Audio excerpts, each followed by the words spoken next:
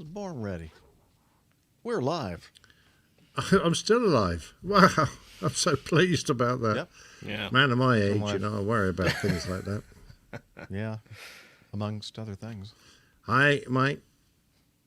Mike, is it you that keep doing, does those little movie adverts in, or is that a different Mike? No, that's Mike. He does It is you, that yeah. on Facebook. Yeah. Yeah, I find those interesting because there are a lot of old movies of my era. I consider that my era because I grew up with my father watching those movies, so I had to watch them. But there are some interesting ones there I hadn't heard of before. Yeah. I mean, I'm trying to make a note of them as you go along. Amazing movie mastermind. Yeah. Let's see. Who do we have with here? We got Chuck Kondersky and Rich from Sheffield, Mark Gould. Rich from Sheffield again? Oh, no. Can't get rid of that our guy. new patrons, I believe, right? Vetland. Mohammed is here from Iran. Mohammed, still here. Yeah. Do we have I don't think he's left. He was still here. Oh, he's here the whole time. I think he just stays there. Not much going on there in Baghdad, I guess. Yeah. Yep, and Liz is telling me that he's been working with Sam. Remember, she sent in some email English tutor, online Oh, yeah, that's English right. tutoring. Yep. That's excellent. Very nice. Let's see, I don't think, we don't have any audio feedback from Mohammed this week. Do we, Liz? Okay. I was going to say, if we do, well, let's play it at the beginning of it, so, before he has to leave us. Thank you, Mark. Great to have you with us. That wonderful group of people we call the Coffee Fund Cadre. You guys are awesome, guys and gals. Yeah, thank you, Liz, for trying to get everybody to come over to the YouTube. Hi, Rex. I think everybody will have a lot more fun if they're all in the same chat room. I think so. Yeah. Demented. We got Tanya, we got Lane, Dave Lakeland. Come on over to the YouTube, Dave. It's good. It's good over here. There's main man Micah. Hey, Micah. Main man Micah. Hello, boys and girls. Yeah, he knows ever us. since you came in here, I've been bored to death. Okay, darling. What did she say? Ruggers, he's going loopy. Oh, no. Oh, no. And you didn't make any we big haven't noises quite or worked anything. out how to calm him down when I'm doing this. But Yeah, drugs. Yeah, it works for me. That's how we all get through this, isn't it? Yeah. That and coffee. Yes, uppers and downers. Exactly. Oh, an Iraqi trainee pilot passed away during flight training in Greece. Oh, Lord. Was it a crash, Mohammed, or how did he pass? Yeah, is it a medical issue or? Oh, Chuck asked the same question. Anyway, well, hello everyone. We are without Stephanie for the first part of the show. She has a lot of stuff going on right now. Let's see. Hang on.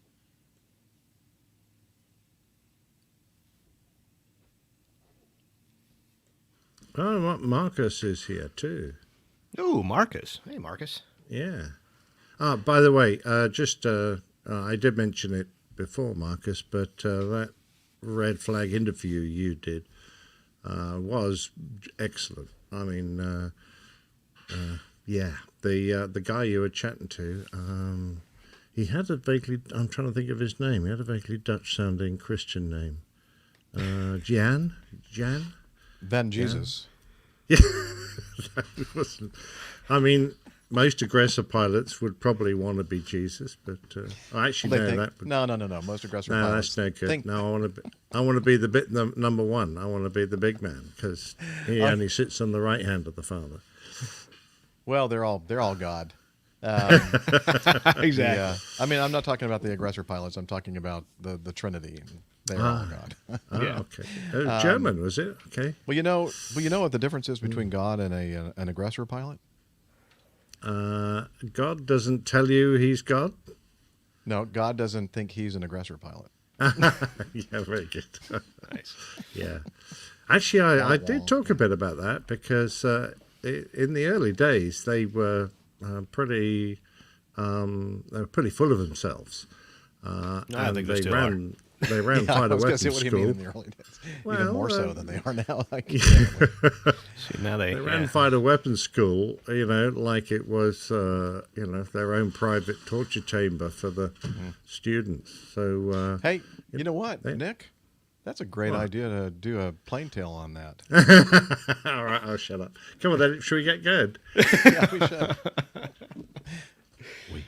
We have a plane tale today that's about red flag.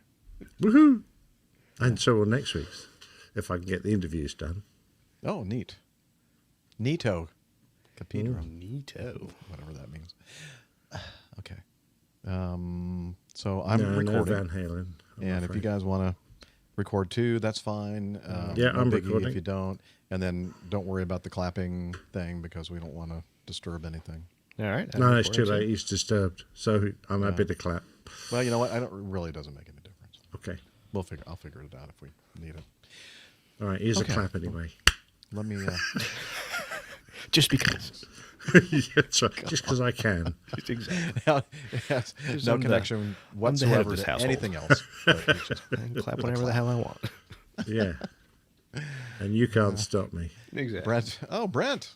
That's Miami Hick is here with us. Uh-oh. Very- I Very flew good, with Brent. a guy named Jesus who helped me out when I got caught with liquor in my water bottle. I told the FAA that Jesus had turned water into wine again. That's How about That's that? a good excuse. Yeah. That's good. That's good. I'm sure they believe excellent. you. Oh, man. Good to see you, Brent. I love Brent. Okay. He's awesome. Yeah, he is. Okay, I was going to do one more sound check, and then we'll get this thing on the road. You're listening to the Airline Pilot. That's kind of loud to me. That's fine here. Yeah, that's fine. Okay. But I'm deaf. Sounded good to you so guys? don't Okay, worry then I'll about just leave me. it there. All right. And anything else we should do here? I need to get this page ready. Yeah. Okay. Here we go. Looks like coming up on 10 after. You're listening to the Airline Pilot Guy Show. The view from our side of the cockpit door. WAPG. It's the Airline Pilot Guy. Airline Pilot Guy episode 459. Yeah, he's up in the sky. It's the Airline Pilot Guy. Hello, you're listening to the Airline Pilot Guy show, the view from our side of the cockpit door, with your host, Captain Jeff, broadcasting live from Studio 1A at APG headquarters in Roswell, Georgia. Today's show is recorded on the 3rd of February, 2021. Yeah, he's up in the sky. It's the Airline Pilot Guy. Put your light and he's flying by. With the Airline Pilot Guy.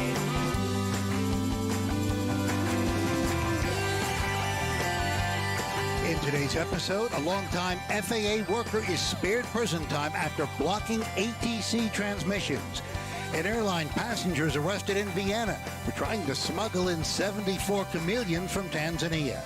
More news, your feedback, and today's plane tale, Flying the Red Flag. So get all settled in, tray tables and seat backs in the upright and locked positions, electronic devices powered on. I'm Radio Roger, and Flight 459 is ready for pushback. Well, thank you, Radio Roger.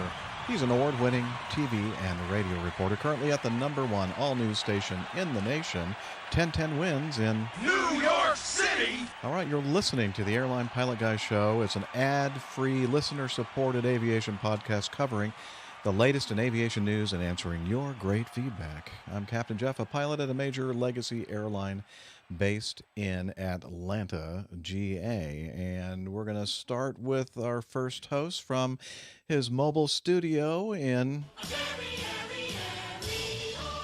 California. World traveler, airplane mechanic, Breitling cognoscenti, fitness hound, and international air freight captain. It's Miami Rick. Hey, everybody. I'm so happy to be back. It's been a little while. But looking forward to a great show. It's going to be another great one. We are happy that you're here with us again, and also joining us from his studio in the English countryside. He's a professional photographer, former RAF, RAAF fighter pilot, retired captain for an international airline based in London. It's Captain Nick. Good evening, Jeff, from the United Kingdom. It's all dark out there, but don't worry, this is the shortest month of the year. It'll be gone before you know it. All right, very good. Well, without further ado, I think we should start off with talking about the latest in aviation news.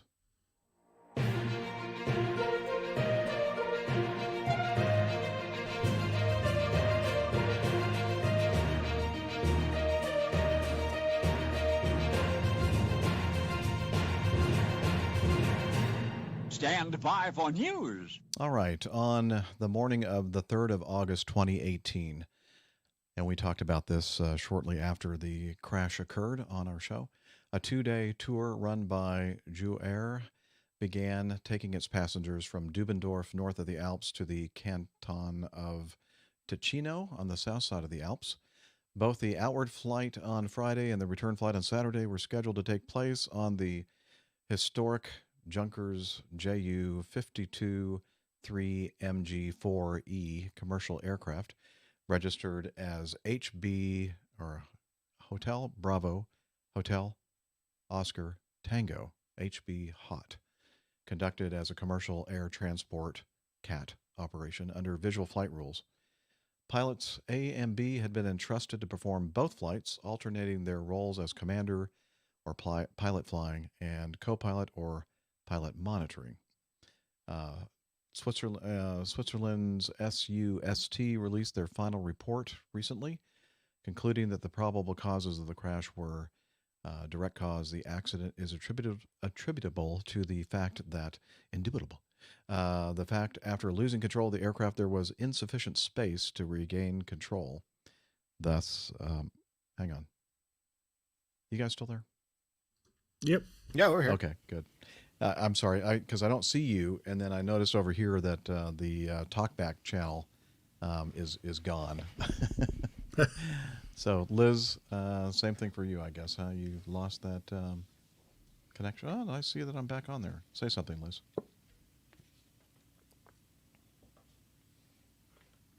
Liz? Yeah, I'm not seeing anything on or hearing anything on the talkback channel. She says, wait a minute. Well, she hasn't passed away. She's still waving at us. No, she's still alive. By the way, while we're kind of taking a little mini break here, did you guys watch that that video that they put out? It's a beautiful job that this, I guess the SUST did an explanatory video concerning the accident. No, I didn't spot that. No. They used some modeling, like 3D modeling software, like, what do they call that?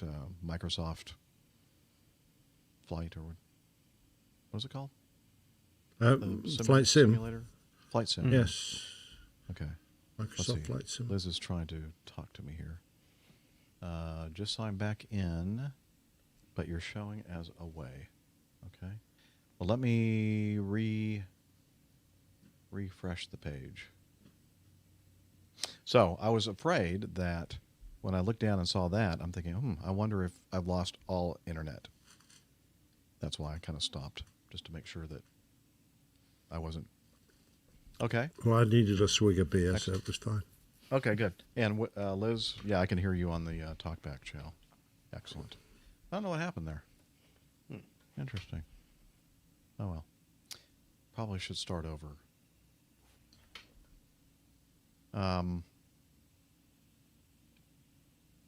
Okay.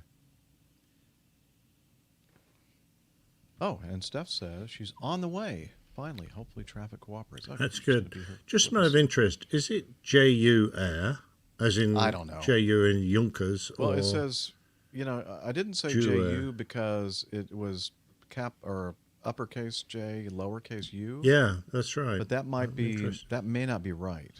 Well, actually, we've got Marcus in the chat room. Perhaps Well, let's he ask could him. tell us. Yeah. Marcus, is it Jew-air or Because what J-U-air? you probably heard me hesitate a little bit because that sounds like, like J-E-W air. And Yeah. that Yeah. doesn't sound right. The Canton of Ticino. I think I'm saying that right. But, it wouldn't be right if I actually pronounced everything correctly. Right. We're not used to that. U-air. Oh, U-air. Yeah. Oh, No, you are. That's ja. phonetically. Okay. U-air. Gotcha. U-air. U-air. Okay. Ah. Thanks, Marcus. And then it would be a Junkers, right? That's a Junkers. I know that part. Yeah, Junkers. It's pronounced Junkers. Okay. Okay. Okay, here we go. On the morning of the 3rd of August, 2018, a 2-day tour run by U-Air began, taking its passengers from Dubendorf, north of the Alps, to the canton of Ticino on the south side of the Alps.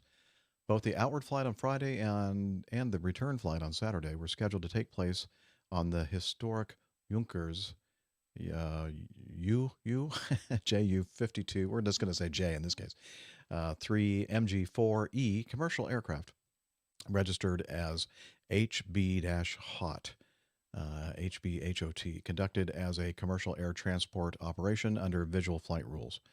Pilots A and B had been entrusted to perform both flights, alternating their roles as commander or pilot flying and co-pilot or pilot monitoring.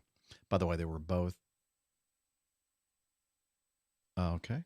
I'm directing my attention to something in the chat room. Oh, yes, okay. And SUST would be pronounced Die Schweizerische Sicherheitsuntersuchungsstelle.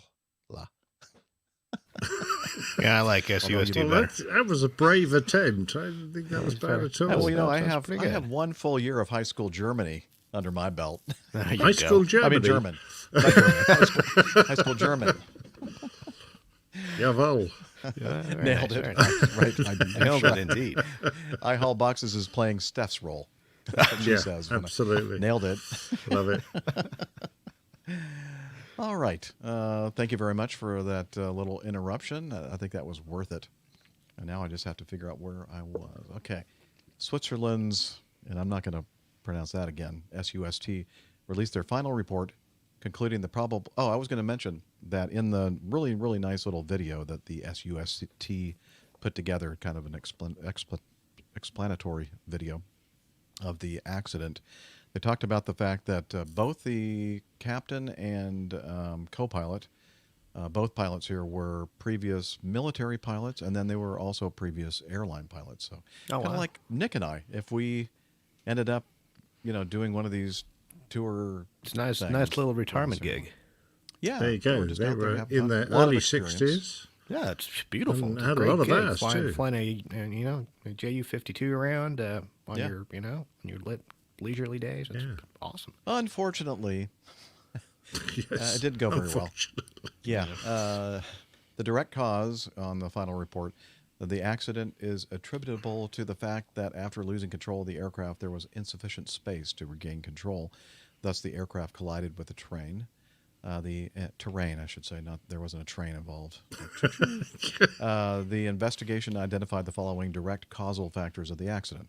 The flight crew piloted the aircraft in a very high-risk manner by navigating it into a narrow valley at low altitude and with no possibility of an alternative flight path.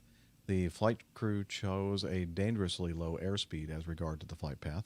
Both factors meant that the turbulence, which was to be expected in such circumstances, was able to lead not only to a short-term stall with loss of control, but also to an unrectifiable, I looked that word up, I thought, unrectifiable. I don't think there's such a word, and there isn't. So a not rectifiable situation. Directly contributory factors. The investigation identified the following factors as directly contributing to the accident. The flight crew was accustomed to not complying with recognized rules for safe flight operations and taking high risks, just like Nick and I would do, I'm sure.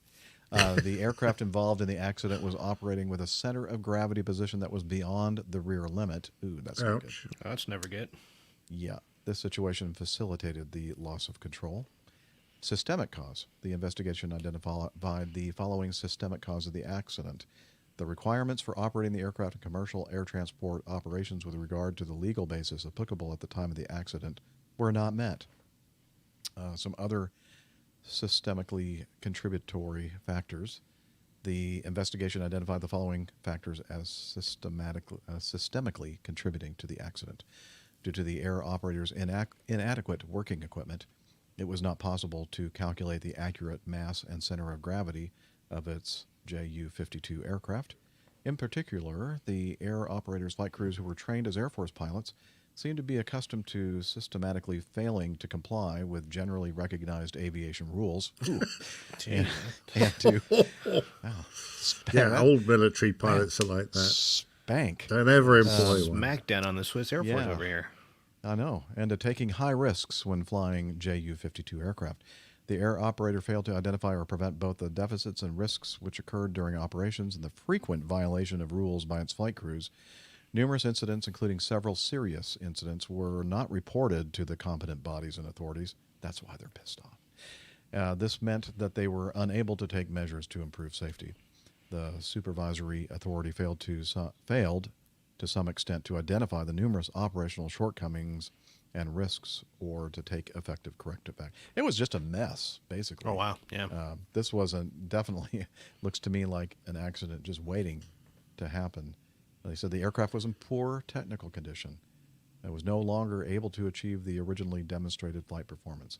So you have an airplane out there with passengers that probably paid a lot of money. I don't know if it ever said in here exactly how much this would have been, but a 2-day tour in this historic aircraft, and they're flying over the Alps in a couple different places, and this was the return to Dubendorf, north of the Alps, and they're kind of going through this flight path. I guess they say that they've done this in the past, but the terrain is just rising with them as they're climbing toward the top of this peak. And yeah, if you see the video, you'll just kind of shake your head and see that as they continue to make their way toward the peak of this portion of the Alps, and the terrain is rising, they keep raising the nose, the pitch of the aircraft, and the airspeed continues to drop off, and the angle of attack ends up, getting into that critical area. And then, of course, the fact that the center of gravity was out of the envelope, the safe operating envelope, that just made it even worse. And they just didn't have any altitude to recover the aircraft once it started the stall, and that was it. Yeah, they just had everything working against them, Bad position to be in, absolutely. And there was nowhere for them to, they got themselves into that kind of a box canyon or, whatever, sucker hole or whatever you want to call it, where there was no room for the aircraft to make a 180 turn and go back. It was like, that was it. No, that's absolutely right. We had that happen to an aircraft on our squadron when I was out in Australia. We also had a forward air control unit, and one of them made a mistake and got himself in a box canyon in a blind valley, and got himself into this situation where he was trying to, the ground was out climbing him, and eventually he tried to turn and get out of it, but he just ran out of airspeed and stalled, which is kind of more or less what happened here, I suspect. So, yeah. And, by the sounds of it, these guys were getting quite used to just playing ad lib, or, not paying proper attention to the conduct of the flight, doing things in a very ad hoc manner and not really dotting all the I's and crossing the T's, which is a bit of a shame because since they were both very experienced pilots and should have known better. Yes. Yeah, I agree.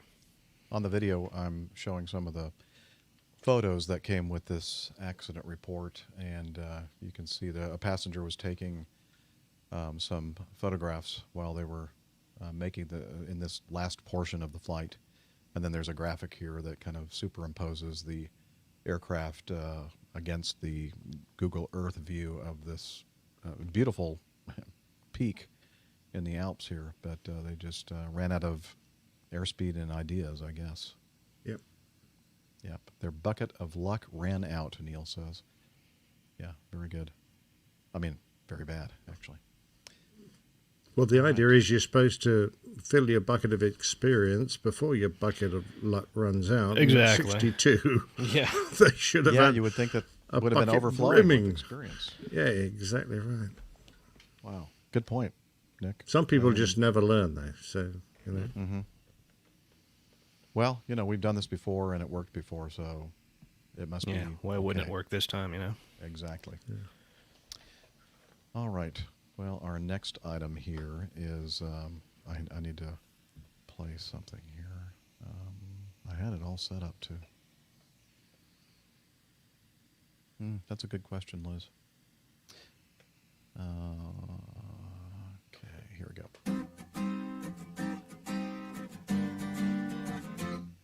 Come. I messed that up.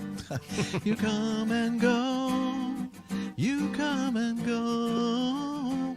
You forgot to put the makeup on, Jeff. Yeah, it's just not the same. That was And the hat. probably it. Austrian authorities stopped a man at a Vienna airport as he tried to smuggle 74 protected chameleons from Africa into the country.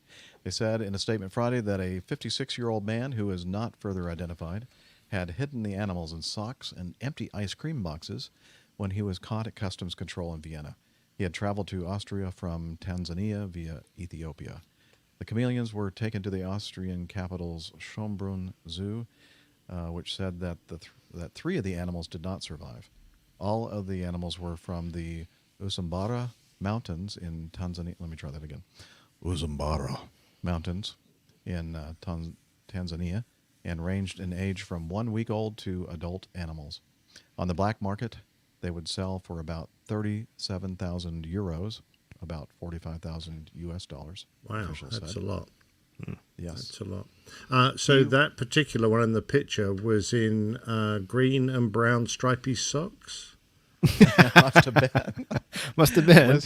Yeah. I mean, I'm trying to work out how why they is it not spotted the them same- because, Why I is mean, it they'd not the be color of that guy's invisible. hand? Yeah, that's right. I'm sorry, I mean, Nick, I they'd talked normally all be over you. invisible, Go- wouldn't they? Yeah. I don't know. Say that again because I just talked all over you. That's right. I was trying to work out how they spotted them because, I mean, they'd all be invisible normally, wouldn't they? Yeah, you'd think so. Yeah. Although I'm not surprised in Vienna. Vienna, they're very, very thorough. I remember I was commercialing through Vienna one time to go pick up an airplane somewhere. I forget What, and where they it was. found your giant panda? And they found my chameleons, and actually, no. They took away my little bottle of a hot sauce that I used to travel around with. So I know I was my food was very, very bland for the rest of my trip. Yeah, that's not fair. But Rick's hot sauce is made from ground up chameleons. ground up chameleons, exactly. Yeah. It's very, very good. Spicy. He had to pay a fine of up to 6,000 euros, the Austrian finance ministry said in a statement. And then I added, apparently, this guy got a dose of karma. Nice. Chameleon. See how I Very just tied nice. all that together? That's a pretty low fine compared with the potential profit he was going to make out of smuggling these poor bloody creatures. So, I know. I agree. Yeah. Huh. Although in the pictures I don't see any bloody ones, so. No, that's true. That's it's true. the British No, I'm just thinking it's a poor deterrent, really. Yeah. I mean, he thinks, oh well, I'll make that money back in my next smuggling venture. Well, it's interesting to me, and probably just me, is that the chameleons that I've seen here in the United States are all these little tiny skinny looking things. This thing is kind of a big puffy guy. I don't know. Maybe they're like that in Africa or something. I don't know. Could be. I knew I'd be the only one interested in that. Okay. Let's move on. A new startup luxury airline is launching flights next month with a private jet-like plane. I should say, it is a jet. Private I was jet. going to say jet-like. A private jet-like plane. Okay, here's a closer look at AERO, Aero. Aero is the U.S.'s newest airline, starting flights between Los Angeles and Aspen, Colorado, on February 4th. The leisure-focused luxury airline aims to offer a radically better premium leisure travel experience. Prices start at $990 one way for February flights, rising to $1,250 in March and April for flights on private jet-like plane. The pandemic has shifted travel trends in favor of leisure flying, and airlines have been eager to accommodate. Aero is a new leisure airline launching its first flights on February 4th after a successful European debut in 2020. Have you heard of these folks over there in Europe, Nick? No, not at all. Mind you, I'm not really paying much attention to that. Pitt might know about them. But, Yeah, maybe somebody in the audience. I'm just trying to work out the price there. I mean, if you happen to be the only passenger, does it mean you can do it get your own aircraft for $990? That so. seems very cheap. I think it's just the seat. Yeah. Oh, okay. In which case, you're not really very private. No. If you're No. And that looks like an ERJ, like a 145. So It's a 135. A 135. Okay, so Yeah. it's not like ERJ it's not like it'd be a roomy. Well, here's a picture of the inside of the Aero There we go. Embraer ERJ1J135, and basically it's just two seats, or a seat that is both a window seat and an aisle seat, and then there's aisle and then the other seat. So just 16, I think it said. Let me see. I'm trying to remember exactly how many seats on this. Not a lot of seats. No.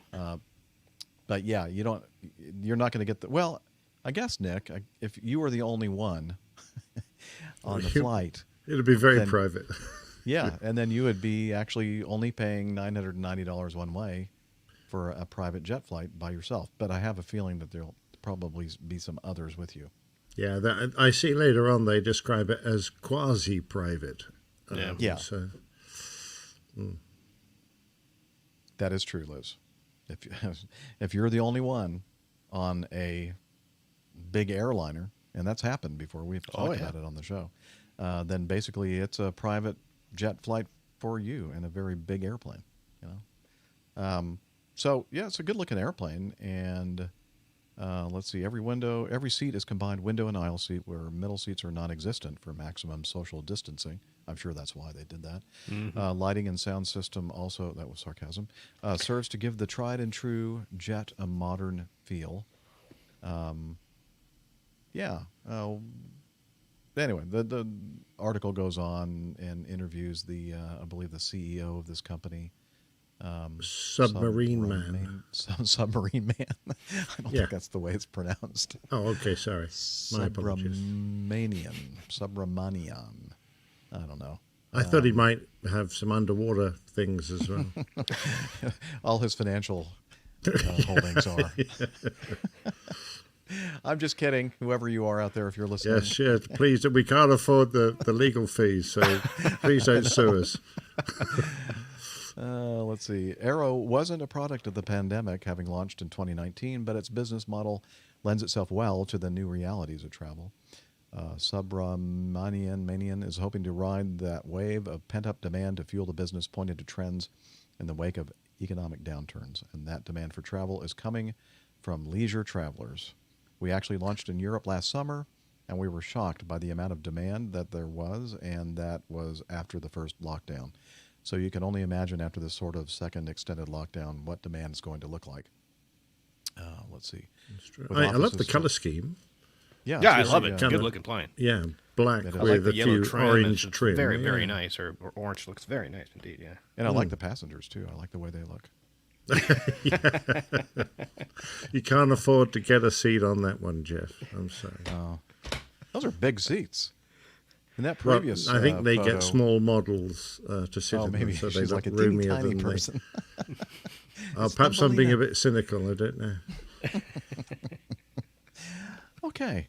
Anyway, if you want to read more about this company, please check out the show notes. So if you want to fly from LA to Aspen, there you go. Tell us about it. Send in some feedback. Let us know how that went. You want to go skiing? Yeah, way to go. Yeah. All righty. Let's move on to item D. It was an incident. It was an EAT Leipzig Airbus A300-600 freighter on behalf of DHL, registration Delta Alpha Echo Alpha India, performing flight 841 from Brussels, Belgium to Vitoria, Spain. No? Oh, yeah. I'm just saying, I love Vitoria. We used to take horses into Vitoria. Beautiful place, yeah. Sounds like a nice place. I've never been there. I've only been to Madrid. Is it anywhere near Madrid? A little ways. Oh, okay. Yeah. Well, they were accelerating for takeoff from Brussels runway 25 right at about 1811 local time when the crew rejected takeoff at high speed, approximately 150 knots over the ground.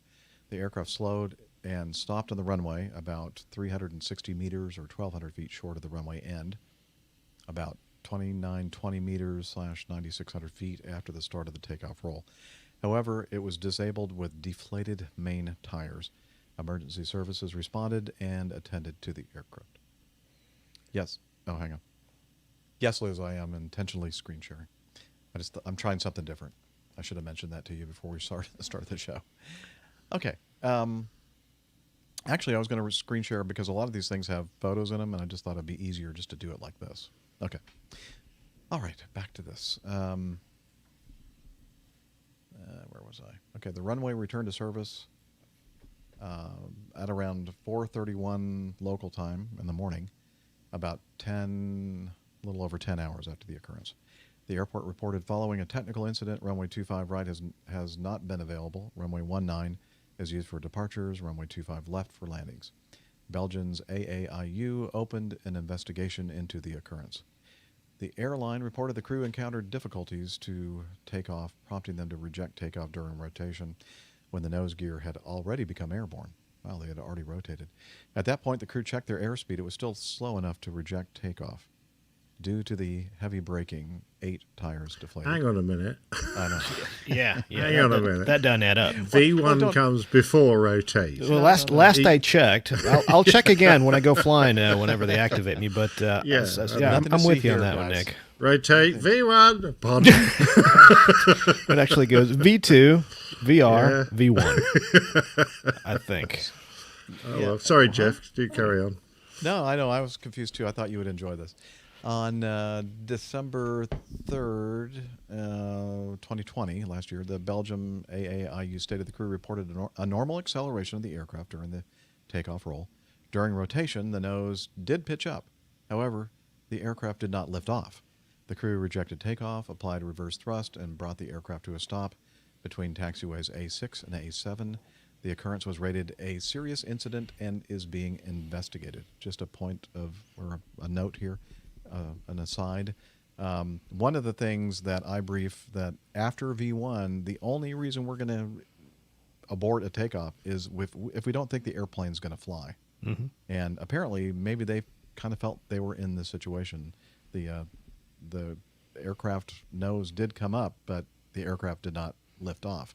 I'm not sure exactly how hard they tried to get it to lift off, but let's continue. I think maybe we'll find out. Just before we go on, I just have one question here. I'm wondering how they were able to gauge or report normal acceleration. What is? I don't know. So that's why I always go back to that the bit of information that Czech Airline passed on to me. So from the moment I select takeoff thrust to the moment I get to 80 knots, you must have, as a maximum, 20 seconds elapse. So under balanced field theory, if you get to 80 knots, you should get to 80 knots at 20 seconds. Now, not a lot of times, but basically all the time, takeoff calculations as far as thrust required based on your weight and conditions are very, very conservative. So you'll get to 80 knots before 20 seconds. So that's what I've always used to gauge what proper acceleration should be. And this works for any airplane because the relationship between thrust and weight is proportional to the plane that you're flying, right? So from takeoff thrust being selected to 80 knots, it should be no more than 20 seconds. And that is a gauge of proper acceleration, because otherwise, what is proper acceleration? It's open to interpretation. Right.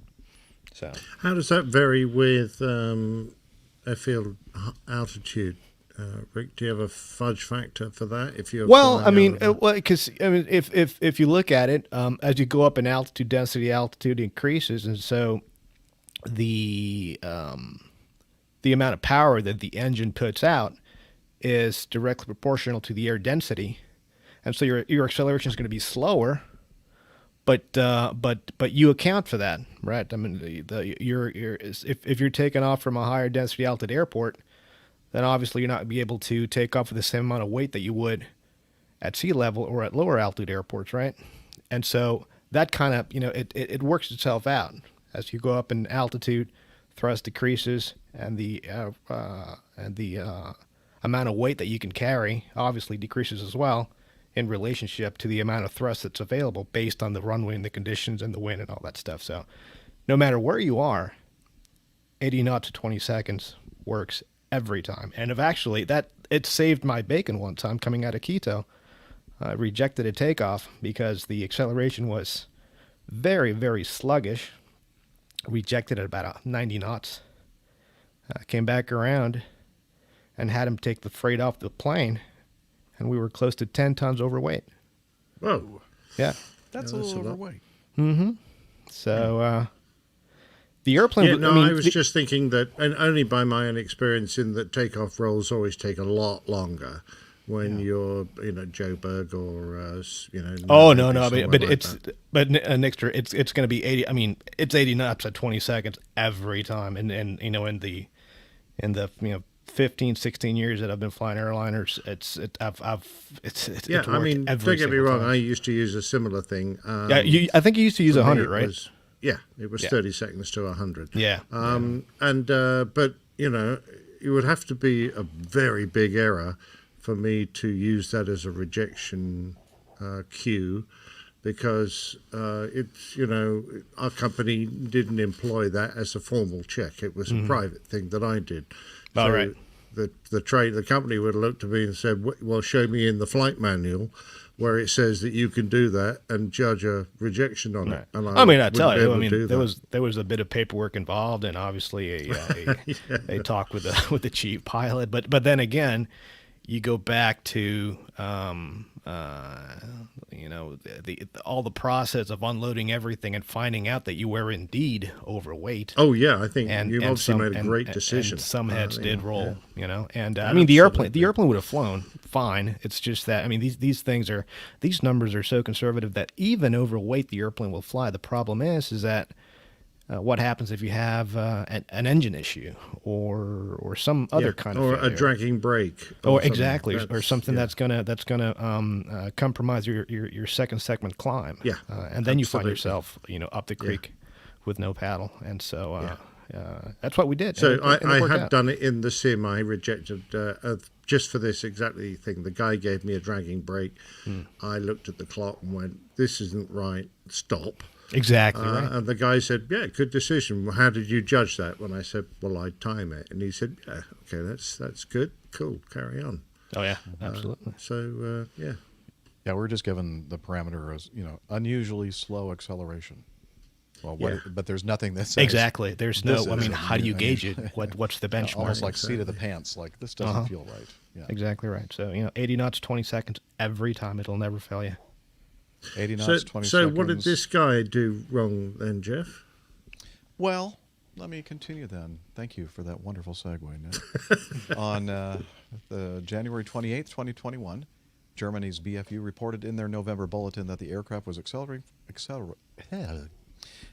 accelerating for takeoff when the crew felt vibrations just prior to V1.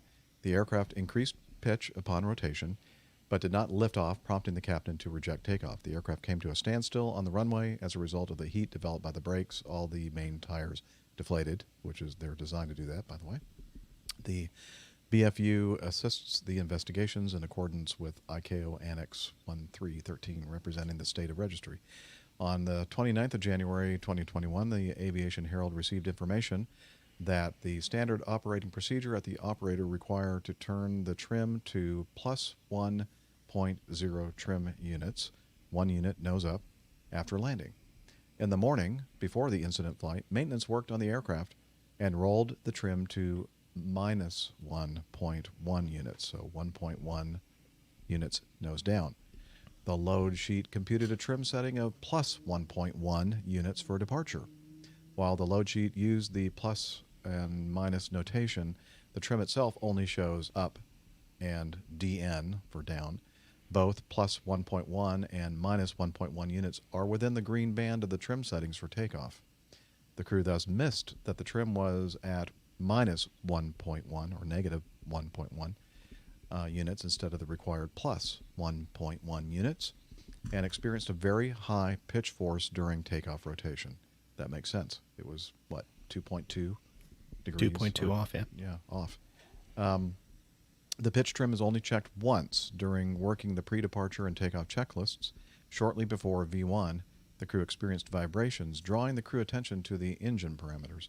Being above V1 and VR, there was time pressure and decision-making.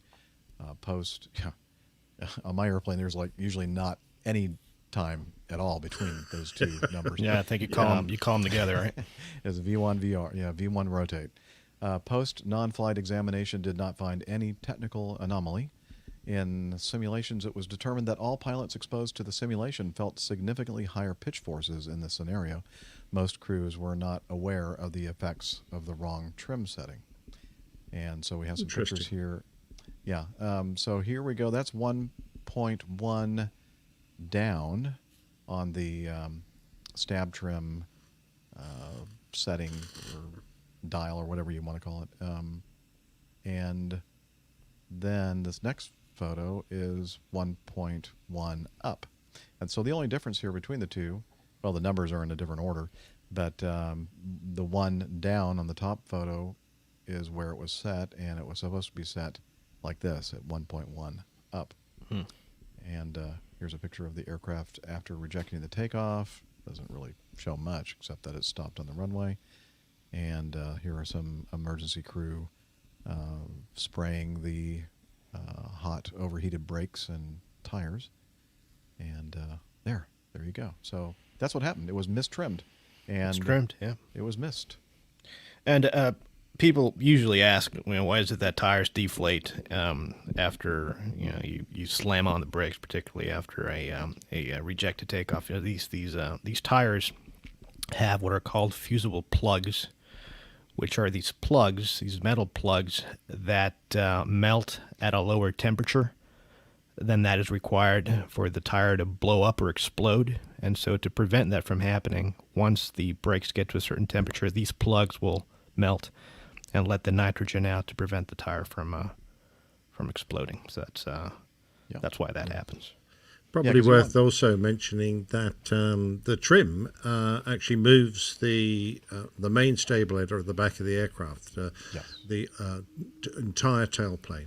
And as such, it's actually a really powerful pitching force you get from setting that tailplane in the wrong position, compared with the elevators, which is just a section of it tagged on the back. And that's what you're going to control when you pull the yoke back on this A300. You're going to move the elevators, but that would be quite easily countered if you had enough trim force in on that great big stabilator, which would provide an awful lot of aerodynamic force sufficient to overcome the elevators.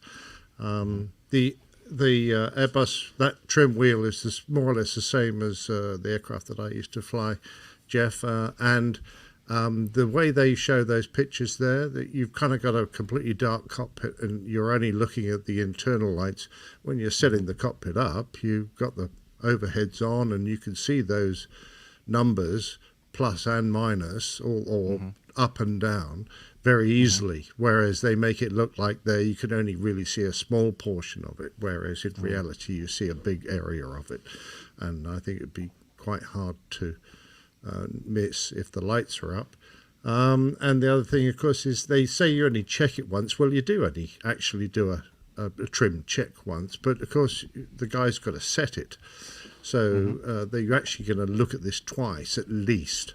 So once when the guy gets the trim setting and actually sets it on the trim wheel, that'll be a duty he does in his pre-flight cockpit setup. And the other will be when you run through the checklist and check the trim's at the correct position. So, I'm Now, gonna, quick question, Nick. I've never flown an Airbus. Now, is it procedure for Airbus drivers to set the trim prior to the hydraulics being selected on, or is it something you do post the hydraulic system being pressurized?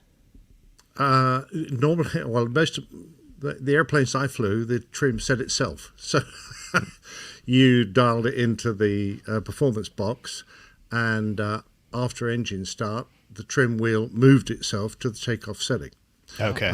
But I mean, this being an older airplane, Yeah, I don't think this one akin probably to a 7.6, for example. if you would do it as from memory, you did it in the after start actions. So Yeah, after same. start, you all got up 3 or 4 things to do.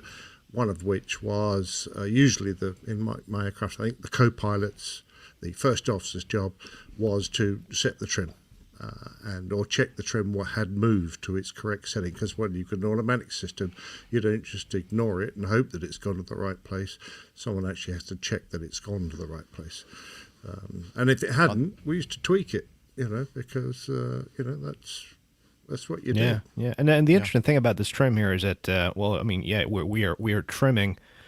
Because the reason why you trim is that you trim for an airspeed, right? And then what are we doing? What airspeed are we trimming for when we set the stabilizer prior to takeoff? And that is, at least the airplanes that I've flown, you're trimming for a V2. You're trimming for a V2 speed, which is your engine out safety speed, which is the speed that allows you to climb safely out without one of the engines being, you're flying 3 engines only if it's a 7.4, or or 1 engine only if you're flying a twin. So that's what you're trimming for, a V2. So if something happens, you're already trimmed for that airspeed. So it's takes that off your hands there. But Excellent.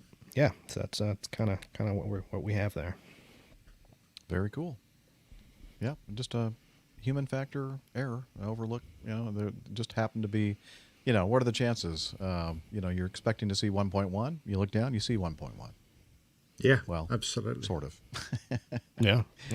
Yeah, I could definitely But see unless you're how going to this- call them apples in positive and bananas in negative, you're going to have to tell the difference between one up and one down. That's Yep. part of the job. And apparently, if they just continued to use pressure to, rotate the airplane, it probably would have, rotated off the runway and flown okay. And then they probably would have immediately adjusted the trim based on the feels on the pressure. But I think there's that startle factor involved with the vibration, and you don't know what's going Yeah, on. but they and- don't explain what the cause of that was. Yeah, do that's they? that's what I So- was. Yeah, that's what I was getting at here. Is like, Yeah. why would it vibrate? I mean, I guess one thing that comes to mind is the, when you rotate, sometimes the nose wheel tends to vibrate a little bit as it leaves the runway. So that's one thing. But I really can't think of anything else that would make the airplane vibrate. No, likewise. So I'm beginning to think that they might have just think, well, it was vibrating, so we reject it as well. But I mean, I tell you, they Could got be. lucky, I don't because anything after V1, it's obviously one of the main factors that you take into account when figuring out what your go no go speed is the available runway. Make sure you have enough runway to stop. And even if you have a very, very long runway and a very low V1 speed, obviously, you might technically be able, as this airplane demonstrated, technically be able to abort a takeoff above V1. But another factor that's taken into account when figuring out V1 is the capability of the brakes to absorb the energy to stop the airplane within the runway.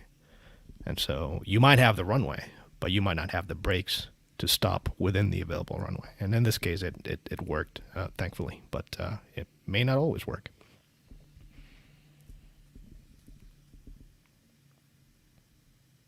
Okay, very good. Well, anything else to say before we move on to the next item? No, sir. All right. This is an Easy Fly ATR 42 in Colombia, and I put it, not so easy, huh? So Hard we to fly, yes. have a video clip of an ATR 42. Hang on, don't play it yet. an ATR 42 approaching the jetway in this city in Colombia, Bucaramanga? Bucaramanga. Very nice. Polanegro Airport? I'm It's trying right there to. in It that, won't. It's in Colombia, if that helps. Yeah. It's in that do that one. country of Colombia. Bucaramanga Okay. Pelo Negro Airport. Yep. There we go.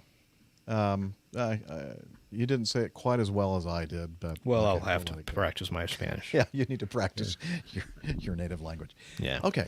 All right. So, Liz, why don't we look at the video? I do. Yes. Okay. So the airplane's coming in, and the air crew is, or the ground crew is going. What's going on here? What's going on?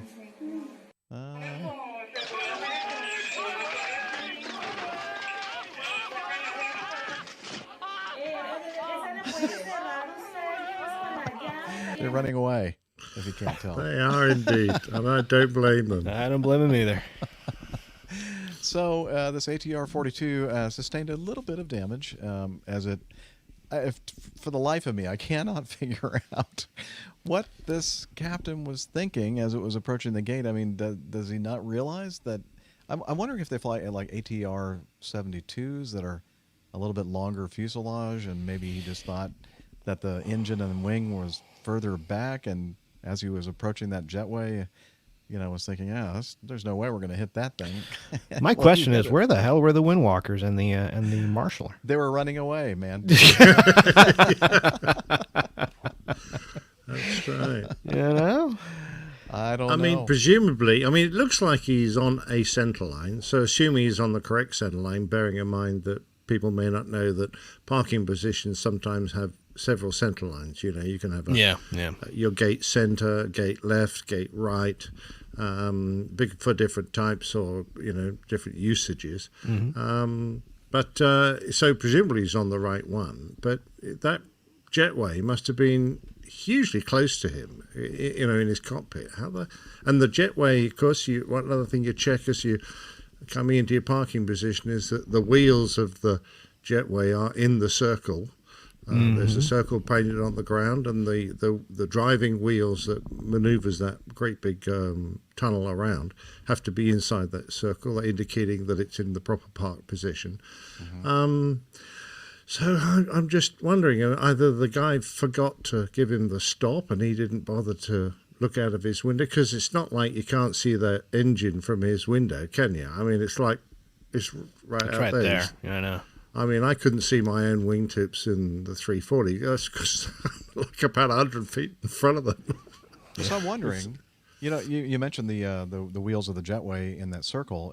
In this first photo here that I'm showing, it looks like they actually are. So it looks like the jetway was pre-positioned correctly. Yeah, I'm wondering if, and it looked like he was, as you said, Nick, that he was right on the center line. I'm wondering if there was some kind of an issue with the brake pressure or something. When you start to put the brakes on, all of a sudden it just keeps on going, and maybe that's the point. Because it looks like it doesn't slow down, does it? Yeah, but you want to play that one more time, Liz?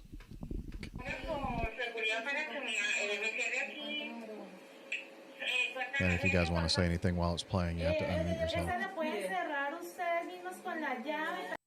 Yeah, it's hard to on that painted stripe that they were the center line that they're trying to keep the nose wheel on.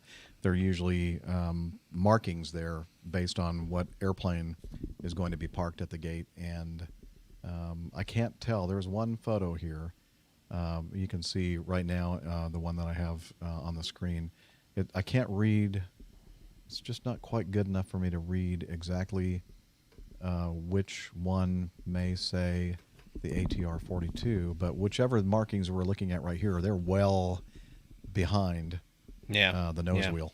So that's what makes me think. I'm wondering if there was some kind of an issue with could well have been brake. Lost his brakes or something. Yeah, I see. I can make out A318 on that one there, and I can't see the one that's. Actually, look at he's passed where he was supposed to stop. You see the cone, the traffic cone. It says ATR right next to it. Oh, there you go. Okay, that makes sense. So that would have been the one where he's supposed to put That's his where nose he's wheel. supposed to stop, so he didn't stop. So he was on the right line. You might And the want to gate was- scroll your picture, Jeff, because we can't actually see that on the screen. Or your Oh, you can't? I'm sorry. no, you need to scroll up and onto the next one. Well, the one that he is referring to is the one that I have saved. Yeah, that's the one I'm talking Okay. about right All there, right. right where the cone is. It says ATR right there, so it's he's past where you're supposed to All right. stop.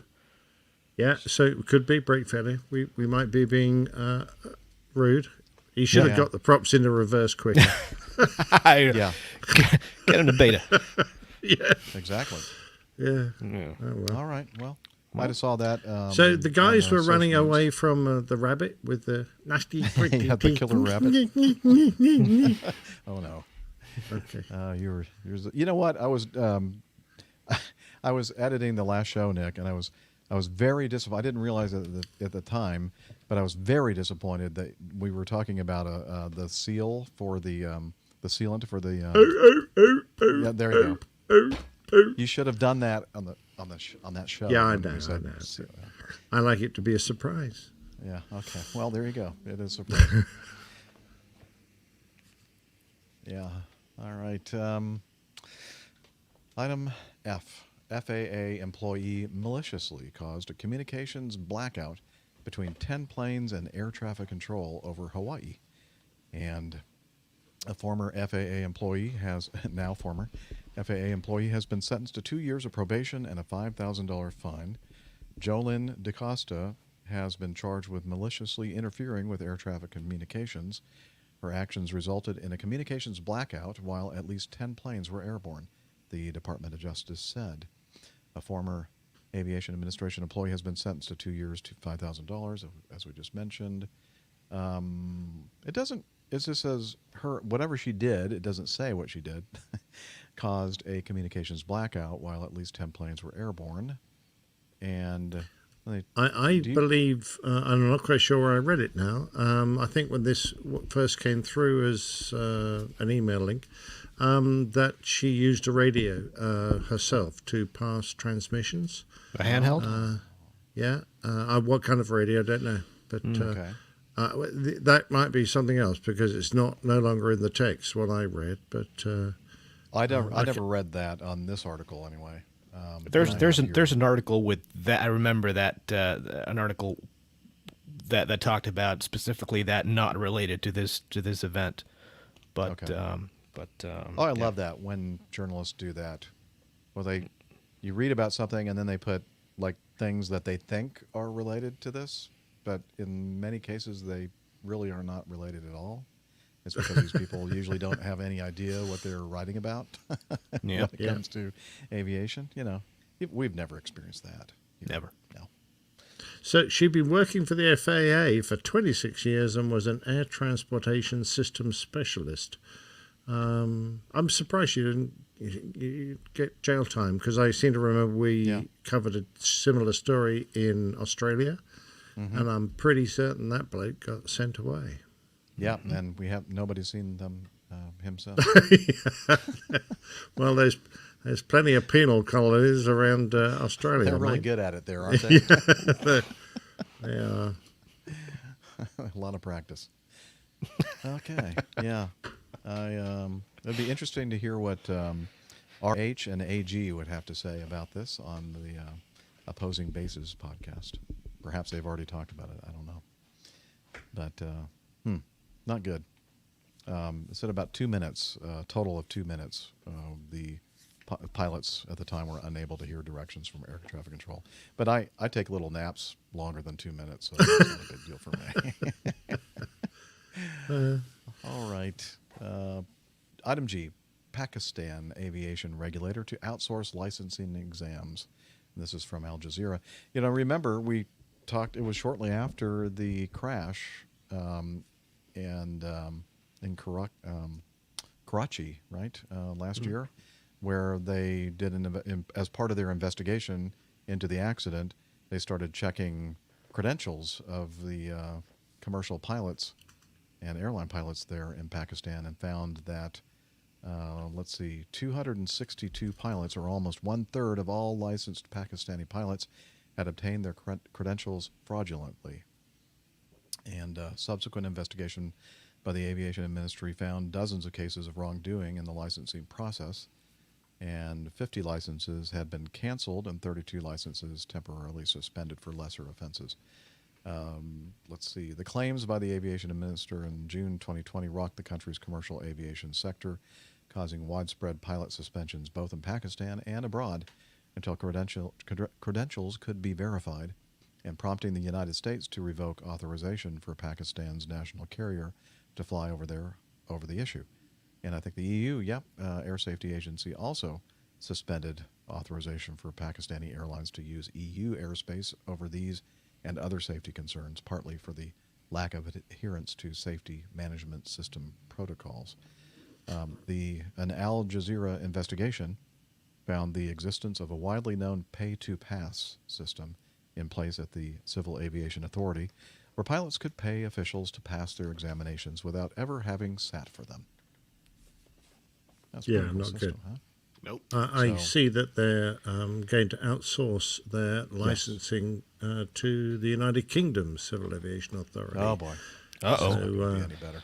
Yeah, well, I'm just, I wouldn't normally say this, of course, but the campaign against aviation, as we term our Civil Aviation Authority, they are as hard-nosed as you can get. So you can be guaranteed that no one is going to be able to do a thing. No pay for pass, huh? Okay. Nah, I don't think that's going to work. I mean, I've tried it. It doesn't I'm telling you from experience. Yeah, I had to take all 14 damned exams. Nick, be careful. I don't think the statute of limitations has passed yet. So, Well, they could have my license now if they want. I'll give it back. okay.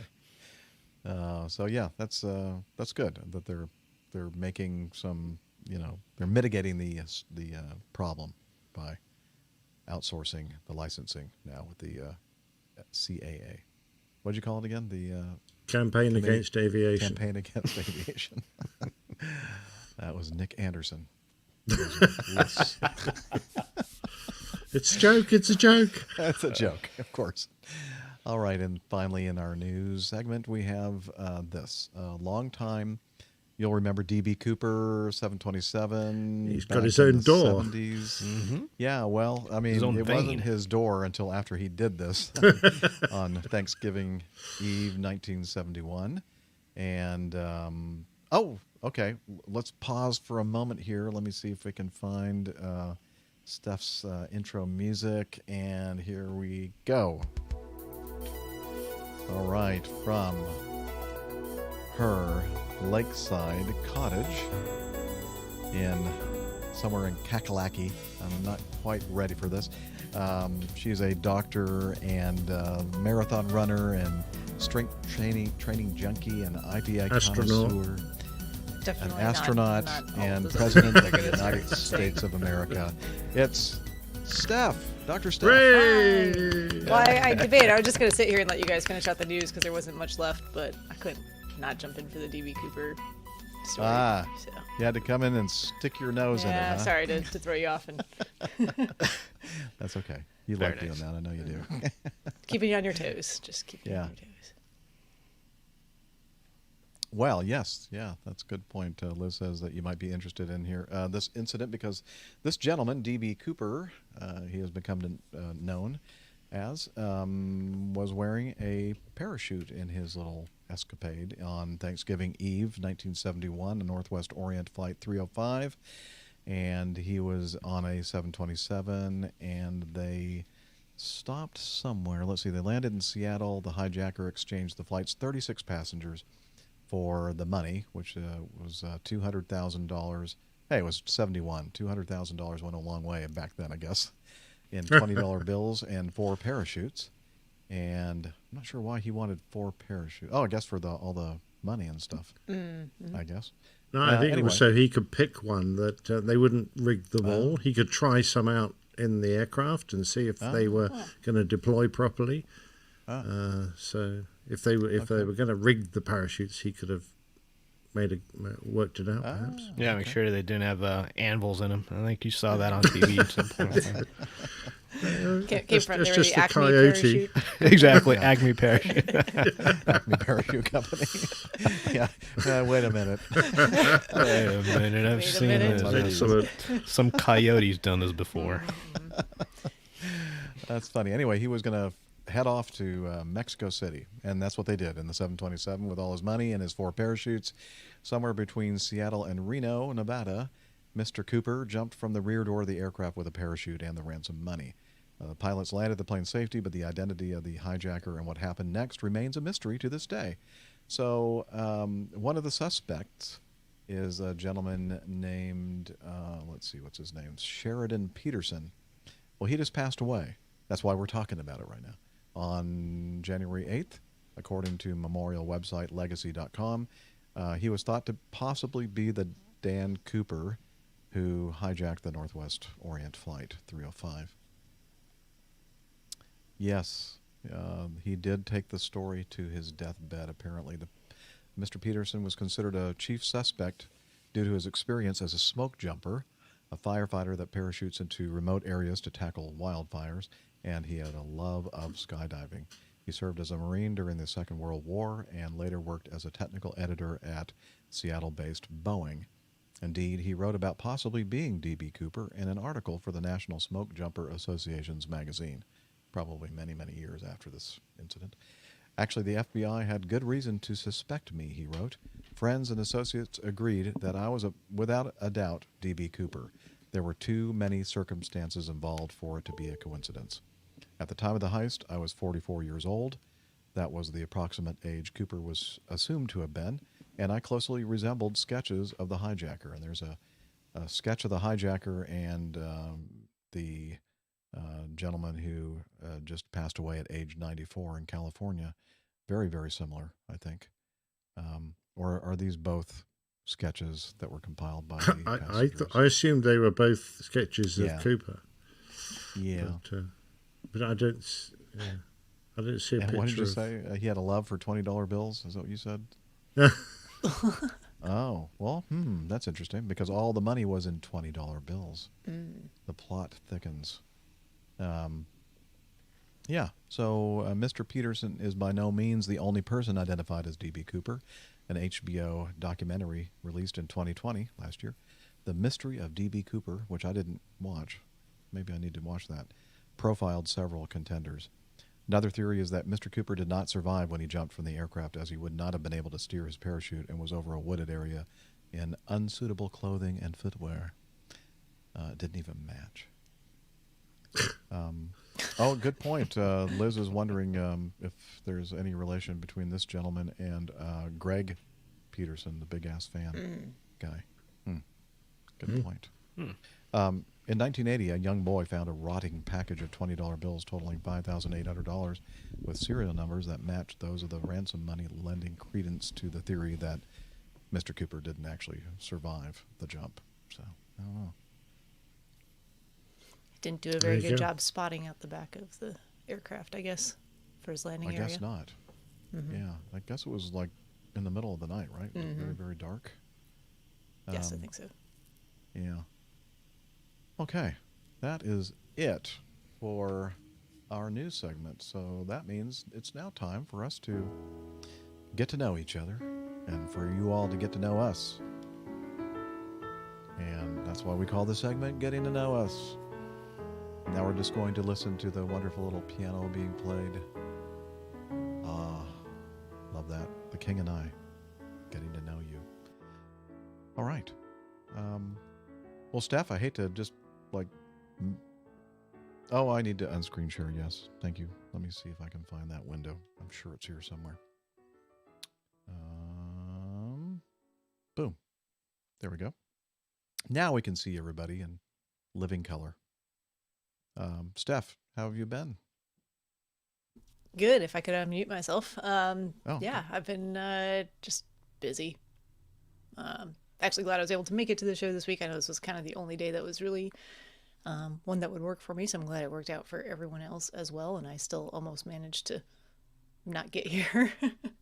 Not really to do with anything other than just usual work circumstances. It was very slow moving at the surgery center this afternoon. Not from not any one person's particular fault or anything. It was just a combination of things and types of patients and circumstances. And then I had some paperwork stuff that I needed to take care of right after work. I thought I was just going to be dropping off stuff, and then it turned out I had a whole bunch of stuff to read through and sign as well. Department of Corrections. Yeah, exactly. Yeah. I mean, I don't want to go into too many details about it. Yeah, I know. But it's kind of embarrassing. No, all good stuff. All good stuff. It's just stuff that unfortunately takes time, and I don't have enough time right now. Actually, I have tons of time, but hard to fit all the things into that available time. Too many things to cram into that amount of time. Yeah. Do me a favor, Steph. Would you check your Motu and make sure that the gain is turned up? Hold on. I thought for a minute you're talking about her transponder mode 2. I'm going. Oh, I'm sorry. Motu. 2. Motu. Unicorn Just interface. ident, please. Yeah. I noticed on the last show that your volume was lower than everybody else's too. So Is that better? Yeah. I don't know. Did you turn it up at all? Maybe the gain. Sorry, I put everything like around the corner here, so I can't see it. I was just trying to be neat and manage all my cords, like Nev, and unfortunately, So you got the means I gain all the way can't up?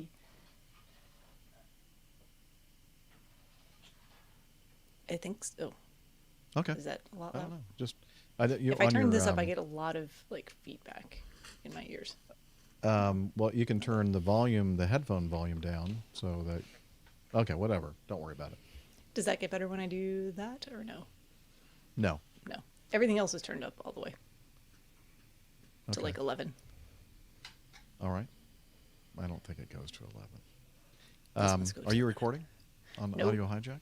No. I don't I think you can need start to, actually. recording. I think the signal has been good for me. I don't know how about, what do you think, Liz? Has the signal been okay? Okay. Okay, yeah. We're going to play willy-nilly and roll the dice and assume that we're not going to need that local audio. Now that I've said that, you know it's going to happen. Yeah, now you've jinxed yourself, Jeff. Crashing down. But yeah, everything else has been good. No flying this past week. Actually, weather was not great last weekend. I did go up into the mountains for a brief bit, and we had maybe an inch or two of snow on Saturday afternoon. So it was nice to see some wintry precipitation this time of year. And then I was able to, well, actually it melted the next day, so that's fine by me as well. I don't really need snow to stick around here. No. It's nice to look at, but yeah, after It's nice to you've look looked at. It's nice to for a like few leave minutes, in the that's good. mountains and go visit it Yeah. when I want to go ski, and I just don't need it in my life otherwise. Okay. Very good. All right. Anything else before we move on to the next contestant in the Getting to Know Us segment? And that would be, we're going to go with Nick next. Captain Nick. Yeah. No, nothing's been going on at all. Thanks, Jeff. So, no, there's been, it's all been quiet here. Thanks very much. The only thing I'm going to say is, my next plain tale is going to be a sort of carry on from this one, which is about exercise red flag. If you took part in red flag as a pilot or a backseater, and you have a moment, perhaps you could get in touch with me, perhaps email via nick@airlinepilotguide.com, and just if you'd be willing to chat for a little bit about your experiences. I'm just looking for a few anecdotes, really, not a long chat, but because it's I've got about half a dozen guys so far, and so if you have got a moment, let me know. It'll have to be pretty damn quick. So if it's gone past this weekend, so today's Wednesday the 3rd, if it's gone past this coming weekend, then don't bother, please, because it'll be all buttoned up. Yes. All right. Very good. So hopefully out there, somebody will hear this and say, yeah, I've got an anecdote or two about red flag. Absolutely. Please. I don't. Never went to red flag. No. Oh. There's really no reason for me to go to red flag. Oh, no, they had transports there. No, as well. I don't think we didn't, as far as I know, they didn't do that in in the early '80s.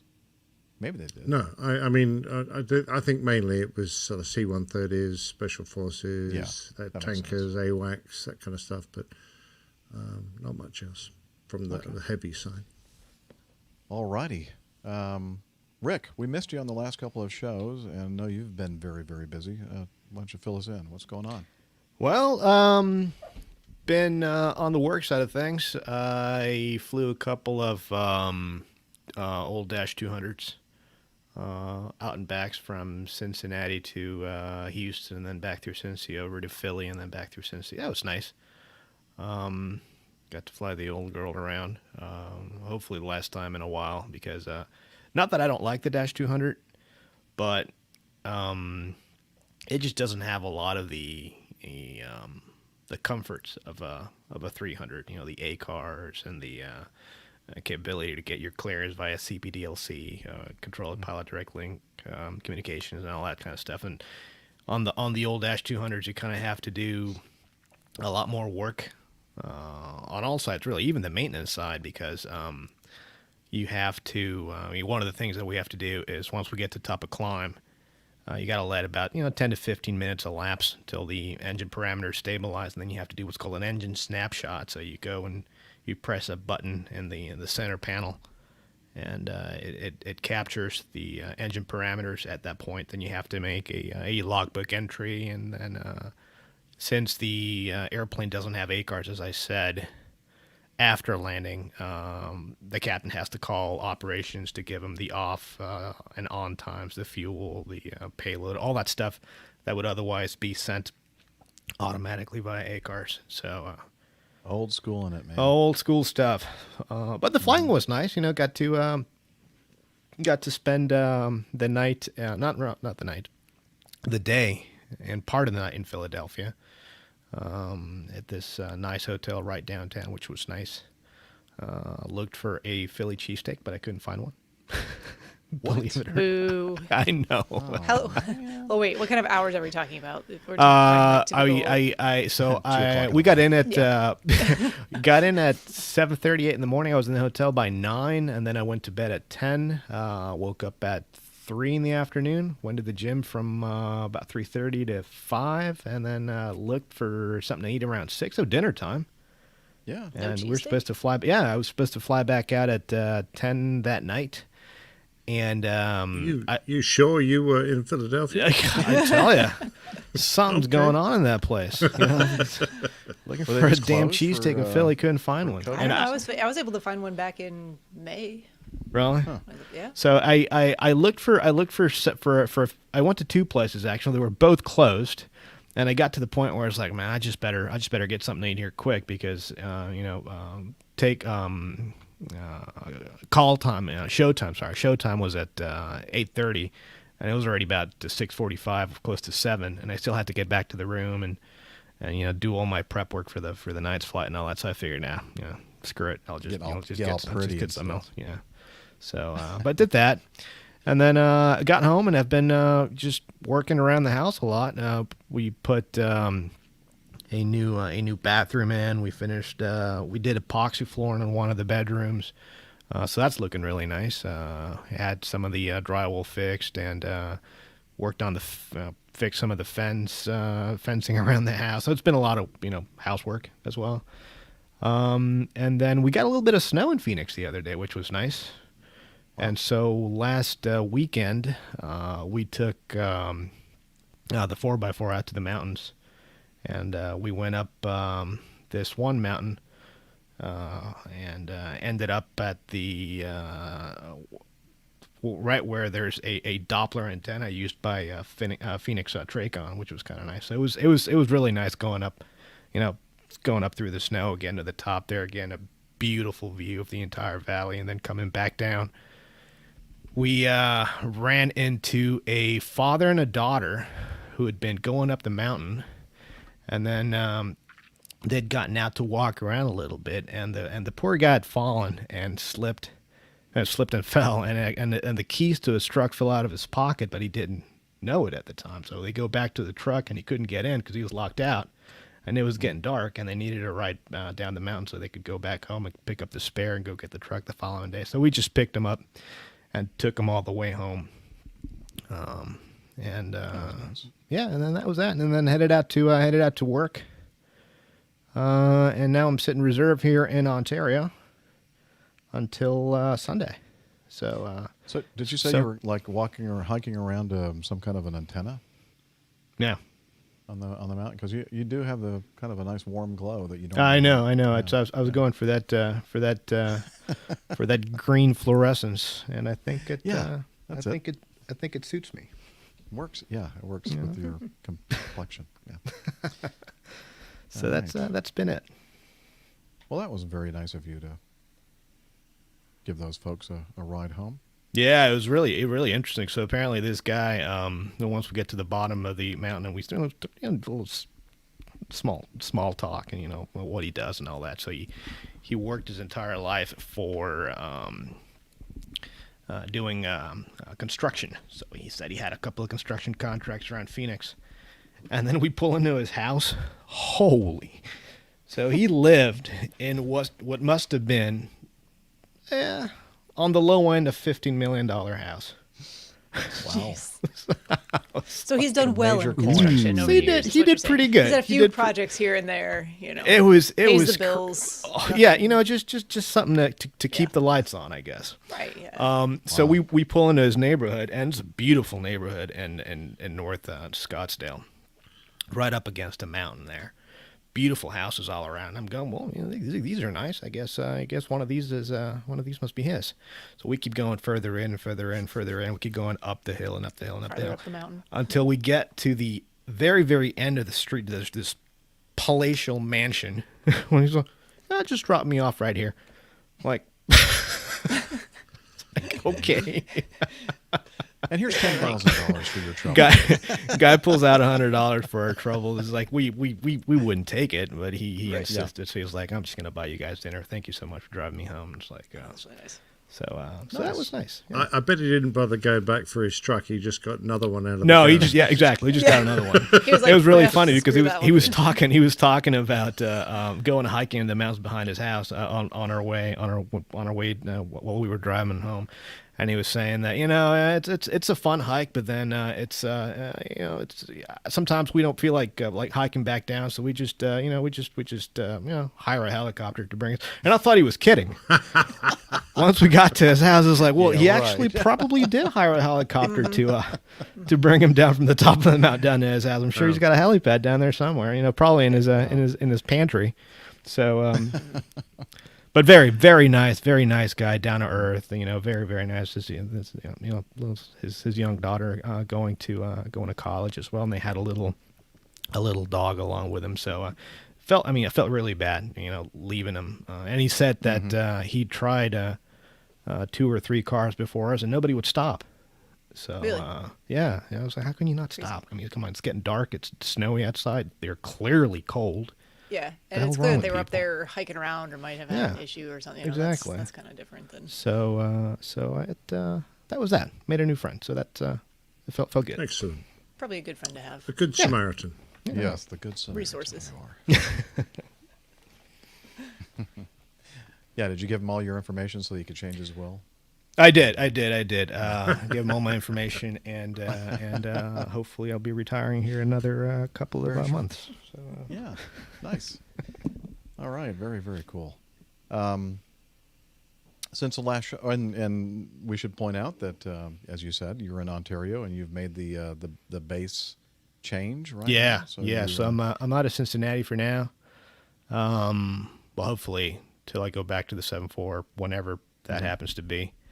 It's not that it's a bad base; it's a good base. There's a lot of variety as far as the places to go and all that. But I tell you, my last commute out here when I came to work a couple days ago, it was so nice. You get on the airplane, it's an hour-long flight, if that.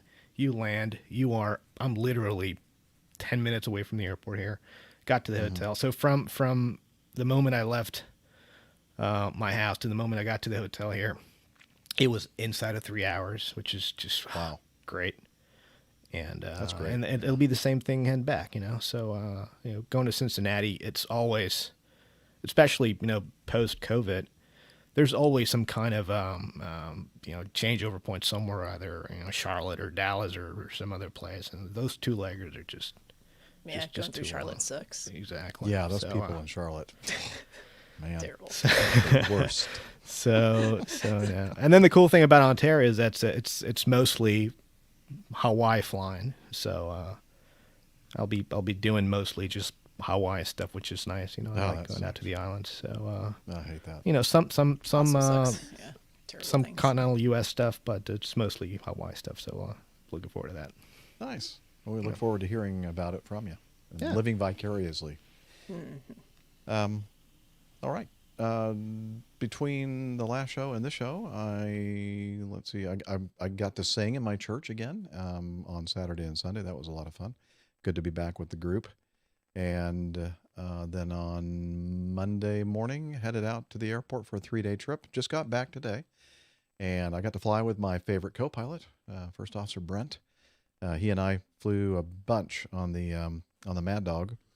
And so we were both brand new on this thing, and we were wondering how that was going to go. And it went great because, it didn't feel like, you're going to do something and you're going to get like that look from the person you're flying with who knows what they're doing. None of that. A little like No, we do. side Hey, eye, just to be sure. like that look people you were understand. giving We are on Twitter, complete- Steph. Wait, what's that? I gave that Oh, on Steph Twitter. posted a picture of herself looking with her usual glare at the first officer in her Cessna 172. That was the look I was Did not thinking see of. that. I don't think I was giving Armando that look. Yeah, I think you were. I think you were that's giving maybe- Armando that look. That's just your normal look. I think it's just my face. Anyway. Yeah. So it was fun, and just I want to clarify. Both Brent and I are completely and fully qualified and signed off by the appropriate authorities at Acme Airlines. So, if you happen to have a flight with us, don't worry. We know what we're doing. We know how to fly the jet. It's just that there are little subtleties and nuances that you pick up over flying an airplane over months and years, and we're not there yet. So we're still. Yeah, you got your type rating in Pakistan, wasn't it, Jeff? Well, yeah. There is a little bit of cash exchanged. Yeah. Just wait till the CAA, gets a hold of the situation here. I don't know what. The coffee fund has been kind of drained a little bit. Very useful. Pay for pass thing. But we had a good time and just did let's see, we went up to somewhere and back. I just can't recall where. Oh, Pittsburgh. The eastern U.S., mostly northeastern U.S. mainly, got hit by a pretty big winter snowstorm, and Pittsburgh was in part of that swath of snowy weather. And but they know what they're doing there at Pittsburgh. They know how to clear the runways of snow. Of course, they were down to only one runway at times, and many taxiway closures and all that kind of stuff. But you had to be, you keep on your toes and make sure that you're using taxiways that are, and it's kind of obvious, the ones that are actually plowed and they're using, and the ones that you can't see because it's Exactly 5 feet of snow or whatever. But anyway, yeah, we did some de-icing because it was it was a light snow, so we got the opportunity to de-ice there. But they did again, as I said, these folks, they know what they're doing when they de-ice airplanes, and it didn't take long at all. And we were so we went up there and then came back to Atlanta to appreciate Atlanta. Now, because a part of that system that was causing all that snow up there was causing a lot of winds here in Atlanta and Charlotte and areas down here in the south, and that was fun because I think the winds were gusting to like 38 or 39, but they were offset enough. And this airplane that I'm flying now, the crosswind limit for us is 38, but that's like a direct cross. And this was like a quartering crosswind, so about 60% of that value. So we did our checks to make sure that we were not we were within limits. I think we calculated at the time that we were landing, the gust was gusting up between 26 and 30. So, but it was great practice. Really enjoyed doing that, and it was clear. It wasn't snowing or anything else, so that was fun. And then we went to Houston, flew into Houston Hobby, which was kind of fun because it's the smaller of the two airports there in the Houston area, serving the Houston area for commercial aviation. And laid over there, we sought for our Brent's the guy I fly with, and we always get barbecue. Every darn barbecue place was either closed, like only open for lunch, or for some reason they were closed and they weren't opening until Wednesday. So it's a conspiracy, definitely going on with the cheese steaks in Philadelphia. The great barbecue. I know. And the barbecue in Texas. Like, what is going on in the world? It must be a thing against APG crew members here. I don't know That's what's going on. exactly what it is. It's just Must be us it. directly. I guess. I don't know. No one wants us So we to ended eat up eating good in the food. darn hotel. Oh, come on. You can do better than that. We had brisket tacos. Okay. So we sort of had barbecue. Not exactly. And then we flew to Atlanta and then Charlotte. And as Steph mentioned earlier, these people in Charlotte are just horrible. I mean, Awful. they're just mean. The worst. And, yeah, they are. And no, the people at the hotel are really. We stay downtown at the hotel, a Holiday Inn downtown. Really, really wonderful people there. I think I mentioned before that the restaurant that's actually in the hotel there, Forcaccia or something like that, or Forchetta. It's some kind of a play on the word with fork in it. It's an Italian place, but the chef, his name is Chef Luca, and he was on the Food Network's show called Chopped, and he was a Chopped champion. Yeah. Oh, wow. So he runs that restaurant there. Unfortunately, dine-in still not open there, but you could buy something to take to your room or whatever. But instead of doing that, we didn't want to just get something to go and like eat in our respective rooms. We wanted to spend time with each other, so we just went out the hotel, turn left, and there's a place called Mertz. Mertz. I was going to ask, did you go to Mertz? Heart 'Cause of that's, Soul. Yeah. Yeah, I've been there. It's great. You want some That's literally good soul. where the hotel is. Stuff. Yep, It's I know. right next door, and it was great. And It's fantastic. I had ribs, barbecue ribs. So you just had that hankering for ribs ever since Houston, huh? So you just had that. I've been Very there. nice. Actually, I've Very only nice. been there for like breakfast or brunch in the past, but it's amazing. The food there is beyond Yeah. good. Really, really nice people. I guess that was an exception for Charlotte there. And just kidding. And I'm offended at airlinepilotguide.com. All the Charlotteans listening, they're all like, well, we're not originally from here anyway, so whatever. Is that what you call them if you live in Charlottean? Charlotte? Charlottean? Huh. Oh, wow. I Never didn't know come that. up with that. Well, the joke is that it's very charlatan. hard to find a native Charlottean because everyone seems to have come in from elsewhere over time. But they do Well, exist. that's true in Atlanta too. Probably Yeah. even worse in Atlanta. Yeah. So I'm going to call you people in Charlotte charlatans. Well, that works both ways. Well done. Okay, I guess. Yeah. Yeah. Anyway, so it was good, great layover. Yeah. And Well, I'm sorry I missed you guys. I was very busy yesterday, but are you? Sounds Are like you in the area somewhere? no. No, Steph's think so. very, very busy. But I'm going to be in Charlotte like just about every trip. this Every month. week this month. Yeah. So In fact, we've got when I- plans to. Yeah. When I got my schedule, I contacted Steph and I said, I just want to let you know I'm not stalking you. I promise. Because every trip I have a Charlotte. It's just worked out better trying to get places where I don't have to de-ice at this time of year. And anyway, so. Well, I won't tell you what the temperatures are going to be next week. Just hopefully it won't be precipitating when you get 70-something degrees? here. No. No? Oh. No. Just Okay. just Just- a little just- squirt of type 1, just- you'll be all right. Don't worry No about it. holdover- no It'll holdover be a time nice on that surprise one, when you so. get here. We'll find Whatever. some place I don't with care. a fireplace or something to go get a beer because it's going to be chilly. Ooh, that sounds good then. We'll I look don't forward to know that. of any place like that, but we'll see what we can do. Okay, well, Okay. you have time to Yeah. figure it out. Do my reconnaissance mission. Here. Yeah, I hear there's this app called Yelp. You know? Oh, So, I'll check it out. yeah, write that one down. Yes. That Yeah, with a I'll write Y? With a Y, yeah, not a W. Okay. It'll be Whelp. Not whelp. Ow. What's that? I'm using whelp. It's just very painful.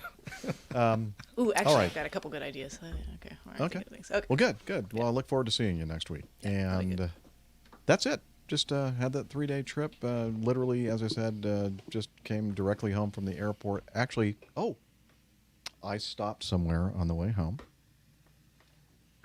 The APG PO box. We talked about the pilots who are temporarily, hopefully, furloughed in Canada, and they started up their coffee roastery. And I checked my PO box on the way to the airport early Monday morning before the post office was open, and I had this little piece of slip of paper in there, and it says, if you don't pick this up, this thing is getting sent back on Wednesday morning. And I'm thinking, no, I'm not going to be able to get in until Wednesday afternoon. So, I mean, it was like not easy to figure out the local telephone number because you look up the post office on Google Maps or whatever, any kind of an internet search, and they give you the 1-800 number. Like everybody gets funneled to wherever the 1-800 number goes. It's not your local post office, and they won't give you the number for your local post office. So I ended up finally figuring it out. Called them up and I said, explain the situation. I said, I promise, when I come back from the airport, I'm going to go right there. And please don't send it back to, and I'm thinking this must be the package, from Canada. Please don't send it back to Canada because I don't want them to pay another $12.10 Canadian for shipping this back to me again. So they had it. And now this is going to be really good audio-only You need like some material. fanfare music or something. Yeah. Unboxing music. You guys can sing or something like that. I'm using my box cutter. Hopefully not offending anybody. Carefully. But it's been, it's been 20 years, right? No.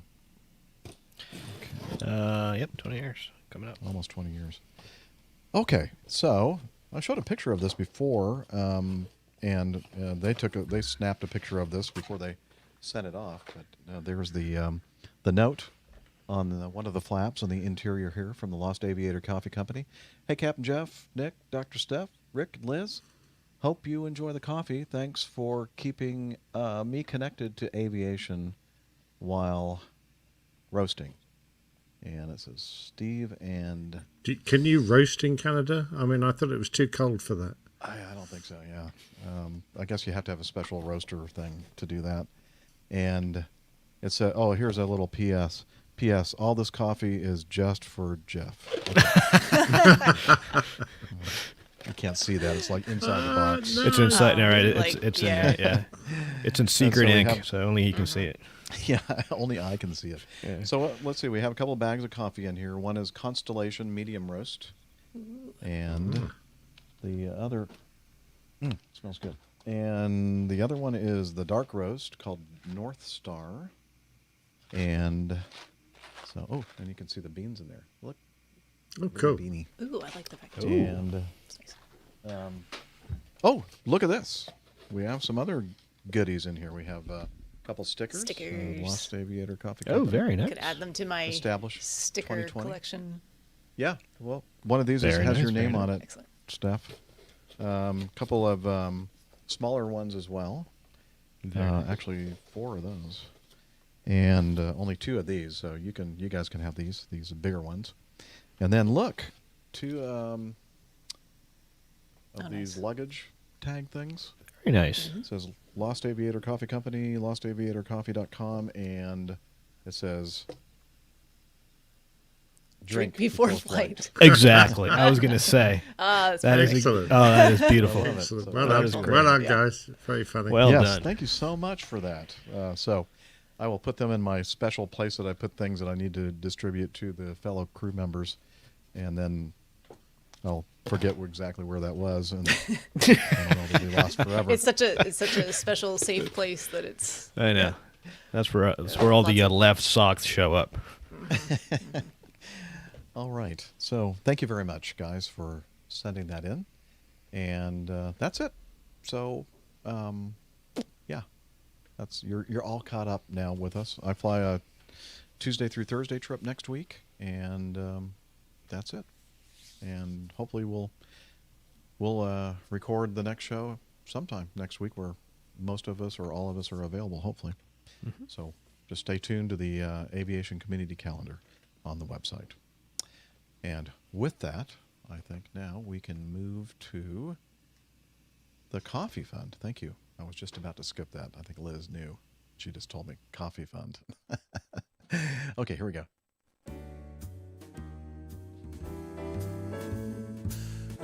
Johnny, how much more coffee? No thanks. I love coffee. I love tea. I love the APG community. Coffee and tea and the Java and me. A cup, a cup, a cup, a cup, a cup.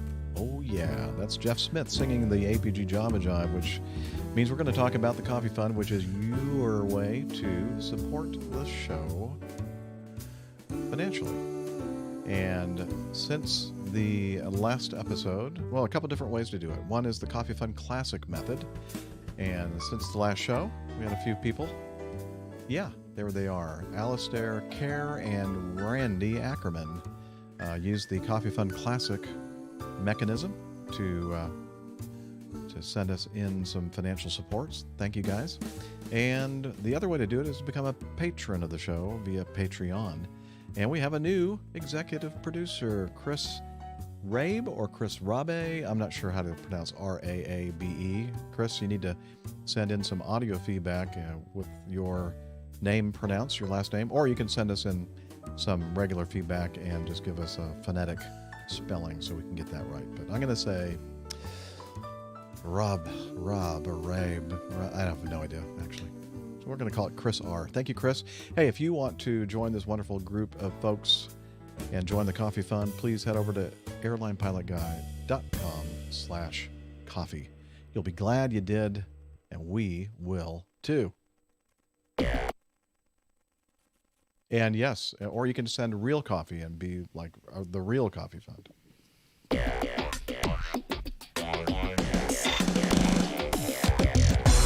Captain, incoming message. All right, timeout. Timeout. Oh, you know what? I should have set this up as a cart in my. That's okay. I've just had one. Thanks. Well, I know you always do that during the Coffee Fund, but you had to go to timeout for a little while. Some of us wait until now to do that, but I wanted to play something that Liz recorded, and we talked about Liz's audio track, which if you're watching the video right now, obviously you can't hear her, but I can. And so we came up with, okay, we're going to have Liz say something every now and then on the audio podcast. And let me make sure I play the right one, because I have a couple here that, let me do a search here on Liz. Disclaimer. And I think it's this one. Here we go. Pardon the interruption. When we're recording the show live, the only person who can hear me is Captain Jeff. Now he's decided to include my audio here in the post-show edit. Lucky you. Enjoy. Like that? I told her. Very nice. Try to be a little snarky when you do it. That definitely came across. It's good. Just the right amount, though. Just the right amount. Yeah. She said she channeled Steph in the recording. I'm worried about my level of snarkiness over time. I feel like perhaps it's become very pronounced. I'm not sure. No, we're just playing. Not at all. Yeah, it's bad. It's okay. Yeah, she needs Steph needs Intervention. a break. No, yeah. So, do you need a break, Steph? Right now? No. No. Rick, yeah. Do you? Yeah, I'm gonna go get my cup of coffee that I just brewed now, and I'll be back in 2 seconds. Very good. I might take a physiological break, so I'll be right back as well. So we'll let Steph, if you're going to stay there, and Nick entertain the troops. I'm going to let Nick sing. And the people that are. No, I'm just going to sort something out. It's like dog problem here. I'll be back. So it's just me. I see. Left to my own devices. How's the chat room doing?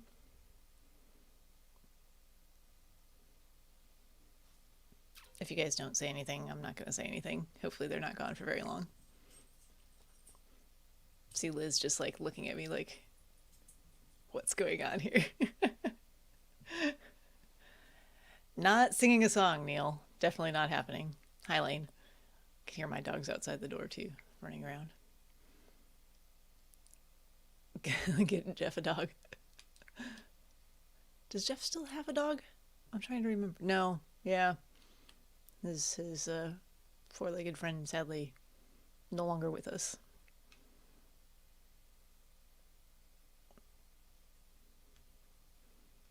So, I think Rick brewed his coffee like in the room next door, so he had to like disappear. What's the tennis ball in the cockpit for? So that is, Neil is referring to a photo that I put on Twitter, where you can just barely see in the right seat where the control yoke would be. There's actually just a tennis ball. It's actually one of the jump planes, the 182, and those controls have been removed, so the tennis ball is there so that no one like whacks their head on the stuff that's still there. It's safer.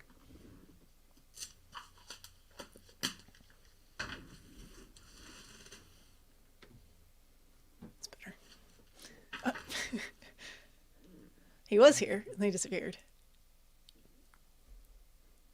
There we go. You can't just go blank because then you just have a blank square there, Nick. Yeah, like that's not helpful. Stop it. I can do the same thing. Oh, hang on a minute. See, that's what I look like when I black out. I don't know how to do this magic disappearing trick. Well, you can't. Oh, well, that's not fair. We have hardware devices that allow us to do that. It's an equipment problem, is what you're saying. Huh? It's an equipment problem, is what you're saying. It's an equipment problem, yes. Gotcha. Okay. Now we'll wait for... dog problem sort of solved. Oh, no. Gosh. No, yeah, we just shot him. So, you did what? Well, that's one way to take care of the situation. There you go. And he's now downstairs with me, so if I'm a bit distracted every now and again, you'll that's know fine. why. Yeah, Rugger is welcome for sure. Mm-hmm. Okay. Do any of you remember the song by the Monkees titled "I'm Going to Buy Me a Dog Because I Need a Friend Now"? No, I don't remember that Monkees song. Huh? I think I know like 2 Monkees songs. Maybe just one. Hey, hey, we're the Monkees. Hey, we're the Monkees. That one. Yeah. I think that was by the Last Monkees. Train to Clarksville. Yeah, that was good. That's a good one. There are a lot of good ones, I think. Anyway. I'll have to revisit my Monkees song. Micah wants How's him everybody on doing there camera. in the live audience? You guys doing all right? Seems like they're doing okay. Yeah. Yeah, good. Entertaining themselves. Well, I certainly wasn't entertaining them. I gotta just... Okay. Oh, what are we doing? Oh, there. Look. Oh, hi. Oh, Rugger. There he is. How you doing, buddy? He looks good boy. Oh, he got a wagging tail, so he's happy. Well, kind of, except that he's clawing at my leg, and he's not a happy chap, really. He doesn't enjoy this. He doesn't understand what's going on, trying to hide under the desk now. A lot of people don't understand what's going on here, Nick. We don't understand what's going on. We don't really understand it. We're with you, Rugger. We are with you. Let's see. Oh, never mind. I can't say that. All right. You got the time? If you got the time, I've got the beer. Miller beer. Yeah. You got to be older to remember that one. Yeah, before my time, for sure. All righty. Let's start off with Mark's feedback. He starts us with brand new listener to the crew of APG. I just found your podcast for the first time last week. I can't believe I didn't check for a podcast for one of the greatest jobs I've ever had in my lifetime, although it was cabin crew, not cockpit crew. I worked for Continental Airlines from 5/21/1975 till 8/1/1985. And one of my best friends just retired from Continental Airlines / United Airlines in 2020. Right now, I'm looking at the ticket for when I I'm looking at the ticket for when I went to the fond farewell to Continental Airlines, the Proud Bird Ballroom on Aviation Boulevard in Los Angeles. Woo! I love that place. How many of us, show of hands here on the crew, how many have been to the Proud Bird at Los Angeles International? Oh, come on. What? Nope. Okay, there's going to be a meetup there at some point in the future. I like it. All It's right, a meetup. I like it. Definitely an APG meetup place right there at LAX. So, Sounds good. yes, All the right. few, the proud, the APG. All right. Okay, so much for that for now. Obviously, I really like your podcast. It's 2 hours and 50 minutes plus minus long, and my morning walk is 2 hours plus minus, so I enjoy the whole time. Of course, stories abound for flight attendants from 1975 on, and I have quite a few myself, but we'll save that for a later time, and I'm frantically trying to find this one. Family show, ladies and gentlemen. Family show. Unfortunately, you'll have to tell us the really good ones off air. Off air, yeah, absolutely. Those are the ones that I'm interested in. Well, let me tell you. At Flight the attendants, meetup at the yes, at the Proud Ballroom, Bird over in a Los beverage. Angeles. Mhm. And back in the 70s, I heard quite a number of stories of aircrew from that era. And wow, quite something. Anyway, take care. Keep up the great work. Can't wait to listen to so many podcasts just waiting for me. Also, please enjoy the donation to the coffee fund that I made. I'm sure I will become a regular member very soon. Take care. It's funny, if you think about it. I went from a flight attendant to, let's see, International Longshore Workers Union. Is that what the ILWU stands for? Longshoremen? Sounds good to me. Yep. International. But what's the ILWU stand for exactly, Liz? She doesn't know. International, I'm going to say International Longshore and Warehouse Union. Warehouse Union. Oh, did somebody say that in the chat room? No, I looked it up. Oh, well, She's aren't you quick. smart? I can type fast. Warehouse. I didn't know that warehouse was part of that too. Okay. Anyway, he went from flight attendant to longshoreman, and that was a great job to retired from it. Okay. Mark Porter in Seal Beach, California. By the way, I spent most of my growing up years in California in a little town called Los Alamitos, which is right smack dab next to Seal Beach. Very and nice. in fact, the main drag there is Seal Beach Boulevard, and then it turns into Los Alamitos Boulevard, the same road. And that's where we always went to beach for the most part, sometimes to Huntington. But anyway, he said he's been in Seal Beach since April 15th, 1974, a long time. So we left in 1972, Mark, just a couple of years before that. I think we knew you were coming, so we got out of there, moved to Mobile, Alabama. Anyway, no, so nice to meet you, and I'm glad that you introduced yourself, Mark, to the APG community, and I think you're going to really enjoy it here. A lot of great people. Not all of them, though. Let me just warn you. There are some out there. Yeah, the people in the chat room are kind of, but no, I'm just kidding. Are they still there? What Are they beach leaving? was that, by the way, Jeff? Seal Beach.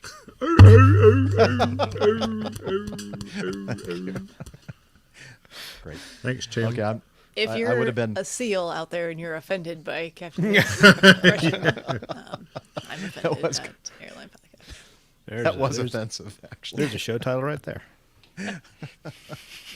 Oh, we have excuse me, a bunch of show titles. You swallowed a bug? Cough button. Yeah, I mean Jeff choke over that I one. need some liquid.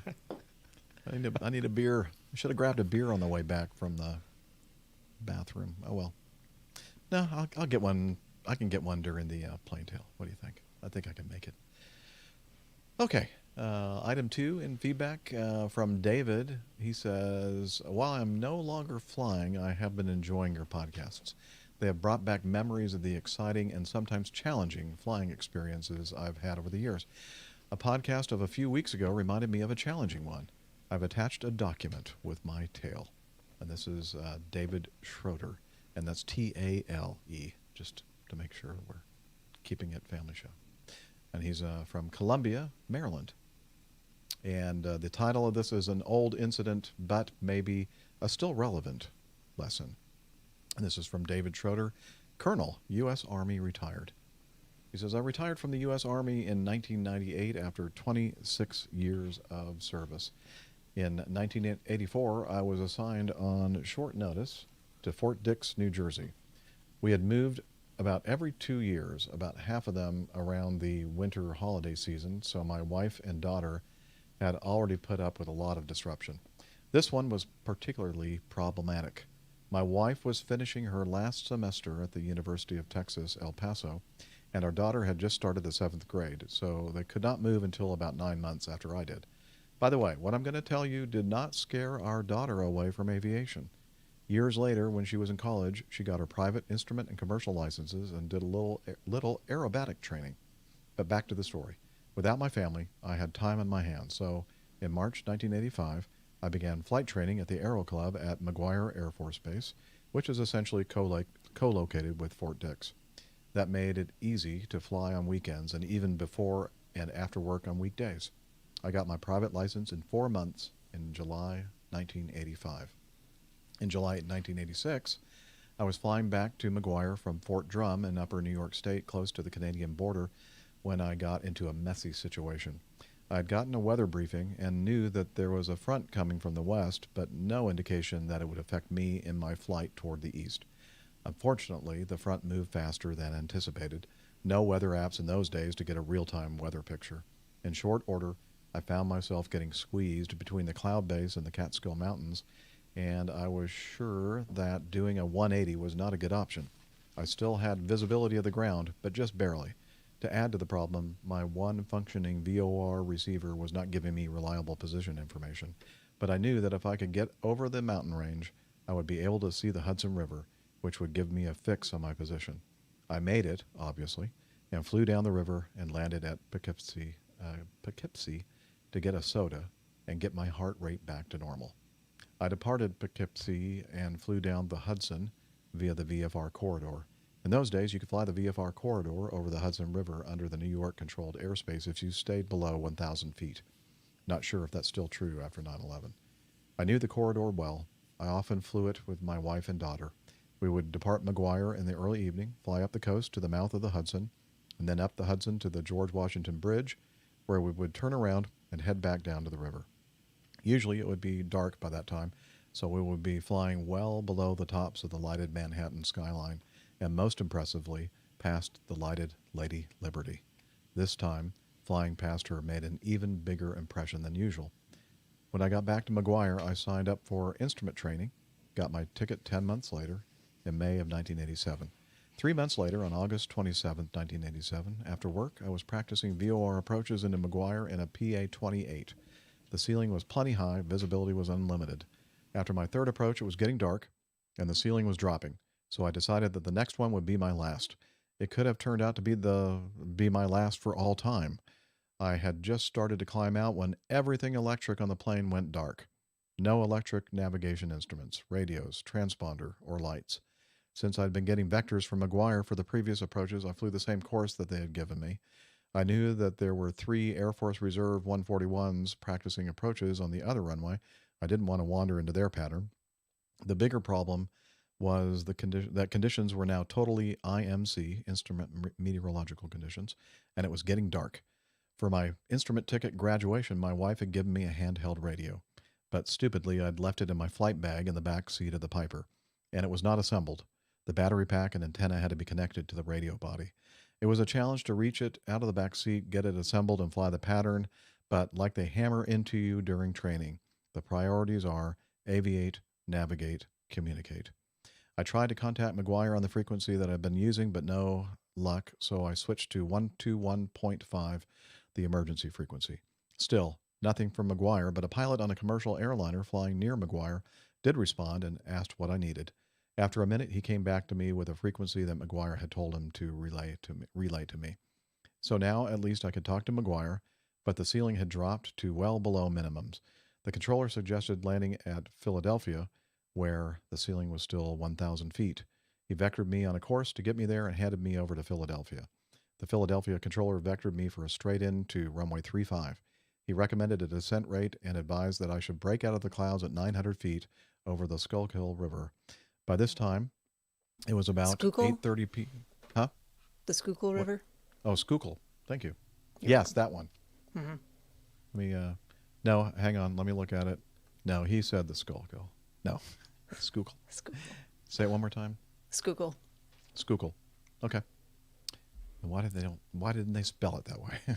I don't make the rules around here for spelling and pronunciation. It's just I've never actually known exactly how to pronounce that. Let's see. The Philadelphia controller vectored me for a straight into runway 35. He recommended a descent rate and advised me that I should break out of the clouds at 900 feet over the Schuylkill River. That's fine. If you say Schuylkill, that's fine. Schuylkill River. River. Right. Schuylkill. Schuylkill River. Yeah, just kind of all mushed together. Okay, well, I'll just put you in there pronouncing it. Okay. By this time, it was about 8:30 p.m. and pitch dark. As ATC had predicted, I did break out of the crowds. I did break out of the clouds right at 900 feet. The runway was straight ahead and the river was below. The runway was lined by flashing red lights on both sides from the emergency vehicles. I landed uneventfully and called to request where to exit the runway. The controller called back a little bit miffed, wanting to know where I was. I'd forgotten that I had no landing lights, so he could not see my location on the runway. The follow-me truck guided me to the FBO. The guy manning the FBO did not even take his feet off the counter and barely stopped reading his paper when I asked him to use the phone to call the Aero Club to get a car ride back to McGuire. A good reminder that your emergency is often only your emergency and only you can really appreciate it. The loss of my electric systems were due to a broken arm that holds the alternator in place. With its loss, I was running on battery power until the battery was drained. Unfortunately, I was not paying attention to the battery/alternator status gauges. During my instrument training, I regularly read the FAA and other publications about instrument flying and accidents and incidents during IFR flights. No podcasts or internet blogs in those days. What I learned from reading those reports and the fact that I had just come out of an exceptionally good instrument training program were major factors in my surviving the incident. I'm not sure if anyone will be much interested in my adventures, but Nick's most recent plane tales about the India 747 crash, whose crew did not deal well with the loss of the captain's artificial horizon, made me think that there might be some value in this after all. In my flying days, we only had the standard six-pack, so without electric power, I had no artificial horizon, but I still had the pitot-static-driven instruments, altimeter, airspeed indicator, and vertical speed indicator, as well as the vacuum-driven instruments, turn coordinator, attitude indicator, and heading indicator. On the plus side, when you lose all electric, it does not take long to diagnose the problem and to disregard the instruments that are no longer reliable. Even without all the new electronics, it's possible to get back on the ground if you do not panic and with help from friends on the radio, if you have one. Thanks to my dear wife of over 51 years, I did. Please keep up the great podcast and information to the pilots of the old but still relevant lesson that things can go wrong and the importance of continual education, training, and learning from your and others' experiences to be ready for them when they do. But, he says, P.S. I looked everywhere in Philadelphia to get a cheesesteak. And he actually found one. And he actually found one. That's a fantastic story. That reminds me of a time I was delivering an airplane. Somebody had bought a Cessna 206 in the Keys, and I was flying it from the previous owner in Monterey, California, going cross country over to Key West, and I had something exactly like that happen to me over Amarillo. I had the alternator just completely gave out, and all of a sudden I found myself I was IFR with just battery power. I looked down and it's like, oh, the battery discharge light is on and all that. So I figured, what's the nearest thing to where I am? That's how I ended up in Amarillo. I didn't, because otherwise, why would you go there? But Yeah. Okay. That's So, Rick If at you live Airline in Pilot Amarillo. Guy. live in Amarillo. It's I'm offended, Rick at airlinepilotguy.com. I'm just kidding. It's a pretty town. It worked out really nice because I didn't know this at the time, but they do. I don't know if they still do this.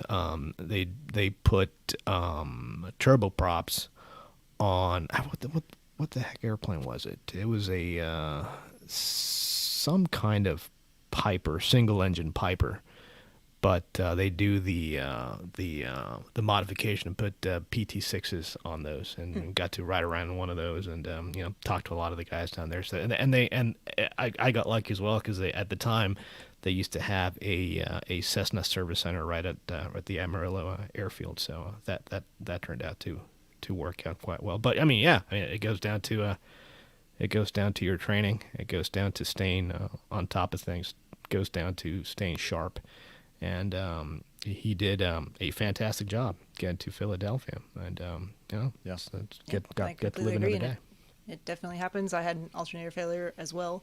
A little bit different situation because it was definitely daytime VFR conditions when that happened to me, but same thing. Noticed the battery discharge light, and actually think in that aircraft there was an annunciator for it as well.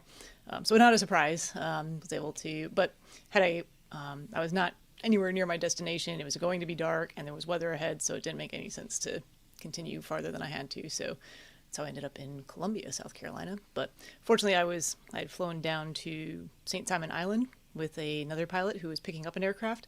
So he was only a few miles behind me, and we had been communicating with each other. So he also stopped in Columbia, and we went back to up to Winston-Salem, and all was well.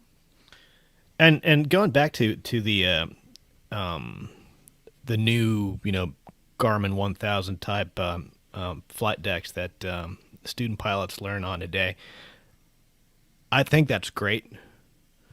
The situational awareness that's provided by systems like those is great. But I think it's also important as this bit of feedback points out. It's important to go back and know how to deal with just the basics, just basic additive flying with your old steam gauges. And I fear like that's something that's being lost more and more. People are relying more and more on these fancy flat screens and forgetting how to deal with an issue when you don't have those accessible to you anymore. So don't rely only on the fancy bells and whistles. It's always good to make sure that you know how to interpret and fly purely by standby instruments, because it might save your life. So absolutely, Rick, quite agree. My Phantom, by the way, didn't even have a battery. What? No, I didn't. Didn't have a battery. Really? Was your generator, and that's it. So no, we had a rat if we lost the generator, but that was it. Oh wow, that's interesting. I did not know that. Which was a bit of a pain when you had to start it up because you needed an external ground power unit. Yeah. Is that the rat right there?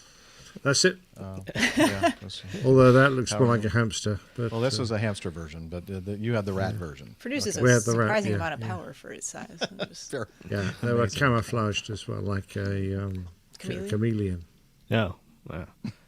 No, but I mean that's really. I didn't know that the Phantom didn't have it. So it didn't have a battery, or it didn't have a DC system altogether. Oh, it had DC. It just didn't have a battery. So you had to convert AC back into DC. So you had a transformer rectifier to do that. Yeah, the FGR2, the Air Force variant, had batteries, but I was flying the old Navy variant when it came to the Air Force when they got rid of them. So and ours didn't have an inertial, didn't have a battery, didn't have HF radio. It was pretty crude. Did it have an engine? Two. Big, powerful, very nice engine. Very nice. Not sure what that was, but all right. Don't worry about Mr. Churchill. I like the Phantom. Okay. Very good. All kinds of impressions tonight from Nick. I like it. I like it. I like your Churchill We'll get to mixture. vote That's at the very end. nice. Which one's the best? Is it the seal? Is it the rabbit? I like Churchill so far. Churchill takes the cake right now. We'll recap at the end. All right. Thank you, David Schroeder, Colonel Schroeder, for sending that in. And you make a very good point and a great story. And hopefully somebody learned from it. And as he said, I think the most important thing in all of this was aviate, navigate, communicate. Don't forget that. Absolutely. Mm-hmm. Yeah, and don't get the order mixed up either. Yeah. It could be really bad. It is important to get the order Yeah. right. Yes. Good point. Oh, all right. Let's jump to number 3. I think we can do this relatively quickly. Joe wrote in about a week and a half ago. And he said he was checking his FlightAware app, and he happened to find a pair of aircraft which were Acme charters flying a team home from the NFL AFC championship game. That's the National Football League American Football Conference. Thank you. Championship game from Kansas City, MCI, to Buffalo. As I monitored the two A330s, I noticed them to be flying at a blazing 720 miles per hour. I was amazed when I saw the speed and compared it to the other A330s in the air at the same time, which were flying at approximately 550 miles per hour. I'm not a pilot, so I don't know how to compare miles per hour to knots. 1.15 miles per hour to every knot. Right. So if you have 50 knots, multiply by 1.15, and that's like 57 and a half, right? Miles per hour. Sounds about right. I did Close that right? enough. Maybe? Close enough. Close enough. That's exactly it. Right. Isn't it? Anyway, let's see. I know that these two planes were operating as charters, and I wonder if they had different regulations to follow. No, even though the charters are operated by Acme. I know these aircraft are not at as much capacity as a regular passenger operation and have less ground to cover to account for fuel burn, which in my mind would account for the speed. Just curious. Let's see. P.S. Captain Jeff, I'm pretty sure you have avid listeners in the Chicago area, and I would be interested in being part of a meetup if anybody has an O'Hare overnight. Respectfully, Joe Meredith. Yeah, we actually had a really fun meetup there in 2019, I think, in Chicago, and I'm sure we'll have others in the future, Joe. So just keep listening to the show and look at the ABG community calendar and that sort of thing when we finally start doing. Okay, look at that. Liz came up with 57.538972401177 miles per hour. And so I said 57, which is pretty close, or 57 and a half, I think. 57 and a half, close. yeah. That's you were right on it. 57 and a half, yeah. Yeah, take that, Steph. Oh, I can't do math in my head or public math. That's not, Or was not it a thing. or was it Liz that it was a female voice that was chastising and shaming me? Oh, wasn't you? Yeah, it was Steph. Yeah, it was Steph. I said it was close enough. Okay. Close enough for I government. didn't think that was chastising. Oh, this is getting much more. This passive aggressiveness is just getting out of hand. I know. Let me share my screen because I did this. So I'm thinking, So Joe sees what did he say? FlightAware or Flight Radar 24? I can't remember which one he said. FlightAware. FlightAware, thanks. And he talks about going from MCI, Kansas City, to Buffalo. Now, if you're watching the video, and I'll have these pics in the show notes. Is that coming across in the... Okay. Yes, it is. And this happens to be from Weather Underground, and it is the U.S. jet stream. And the jet stream is that high velocity core of winds that flow over the hemispheres. In the northern hemisphere, generally from west to east. And the colors indicate the strength of the jet stream. And in this picture, it was right around the time of these charters that Sunday night after they lost to Buffalo lost to Kansas City. By the way, Kansas City is now going to be playing in the Super Bowl, which is Sunday, right? Yes, correct. And anyway, you'll look here. Now, he didn't actually, send us a screenshot of exactly where he saw these two A330s flying that night, but I suspect that it's somewhere in this area with the orange, light orange, dark orange, and red bands from the jet stream. And the wind speed on this, we'll just use miles per hour, looks like anywhere from about 150 to 180 miles per hour. So, what the number that you're looking at on FlightAware is a ground speed. So Precisely. Whatever the true airspeed of the airplane is, then you add or subtract, depending on which direction the wind's blowing or affecting you, to that, and that's when you get your ground speed. So I have a feeling that and I would bet that the other A330s that you were looking at maybe weren't exactly in this general area, or if they were, they may have been at different altitudes, and different altitudes can definitely affect the velocity of these very, very strong winds. Yeah, jet streams usually are not always, but generally are 4,000 feet in height. So you could be outside of that of the core of the jet stream itself, and as Jeff said, yes, that would impact your overall ground speed. But yeah, it's actually where that 4,000 foot core is that you're talking about is generally it depends on the time of year. This time of year it's much lower. Yeah, exactly. And I don't know, probably maybe in the 30s, maybe 35,000. I don't know what altitude they were at, but that's what I suspect happened here, Joe. That it was not that they were going. The airplane. If you were in each airplane and each airplane is looking at its own indicated airspeed, they were probably very similar speeds that they were flying. But because one was in this very high-speed jet stream core, they probably were just really kicking it, and that's why you saw that really super high speed. No, you're wrong. Okay, I'm wrong. Yeah, those charter A330s, they're reheated. They've got afterburners, so right. They can just go from they have A that to little B, hamster, about Mach 1.5. Yeah, no problem at all. Okay, yeah. So no, but Joe here says, "What's the speed limit?" And as Jeff says, there is no speed limit. Yeah, exactly. Where we go, we need no roads. No, but basically, that was on TV on Sunday. We don't need this thinking back. I watched it. What he's saying is speed limit here, and yeah, they're so. Another thing to keep in mind here is that when you're flying at altitude, you're not really using indicated airspeed to limit the airplane. Yeah, to limit your as your governing factor to measure speed. Once you go into the flight levels, north of 25,000 feet, 27,000 feet, you transition from airspeed to Mach, or percentage of the speed of sound. And there is in fact there are two speed limits regarding your Mach speed or Mach technique. One of them is obviously you can't fly any faster than Mach 1, so you got to stay subsonic, which isn't a problem for any commercial airliner out there, because no commercial airliner out there can fly faster than Mach 1.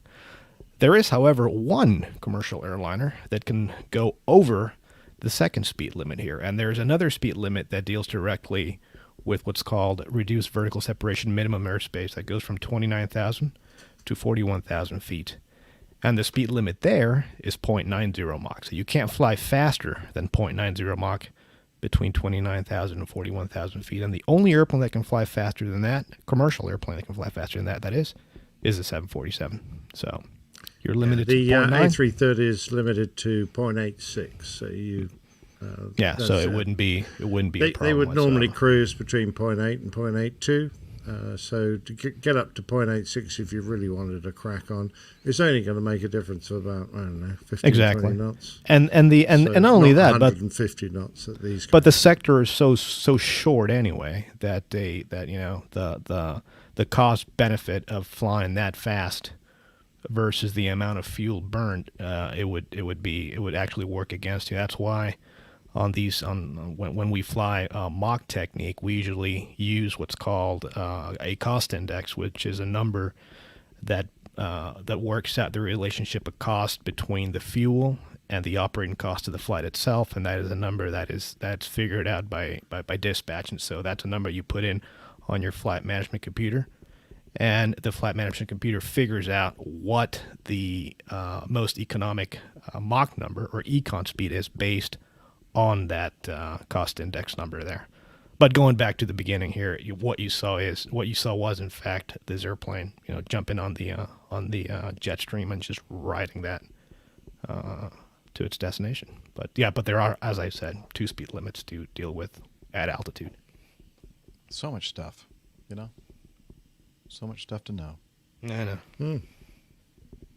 Anyway, well, very good. Thank you for helping me answer Joe's question. Joe, hopefully we didn't completely confuse you, but one thing that I can say for sure is that I look forward to meeting you in a meetup at some point in the future. And with that, it's now time for the best part of the show. No, not the end, but the old pilot's plain tales. And this week's episode is entitled Flying the Red Flag. Take it away, old pilot. It's here somewhere. Hang on.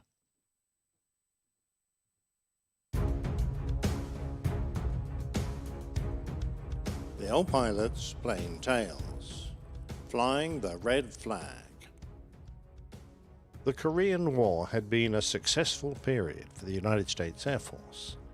The statistics from nearly 900 decisive combat engagements show that the American pilots in their high-performance World War II fighters and a new generation of jet fighters had dominated the Korean People's Air Force.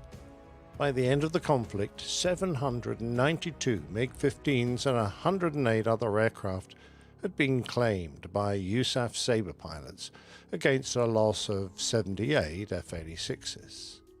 Counterclaims by China, the Soviet Air Force, and the Koreans paint a slightly different picture, but there's little doubt that the USAF pilots had an excellent kill ratio of around 10-1. In the 11-year period between the end of the Korean War and the Gulf of Tonkin incident that marked the build-up of US forces in Vietnam, it seemed that much of the knowledge and skills displayed then had been lost. Air Force strategy and doctrine remained committed to nuclear deterrence, and the air war was thought to be one that would be fought at long range with the new generation of missile-carrying fighters. Faith that had been so confidently placed in the new technology was soon proven to be misplaced, as the early generation of missiles frequently failed and were often ineffective against the highly maneuverable opposition. The tactics of the MiG pilots had also changed. Instead of the direct confrontations that occurred in Korea, the North Vietnamese switched their tactics to ambush their enemy using ground radar controllers to set up high-speed hit-and-run attacks.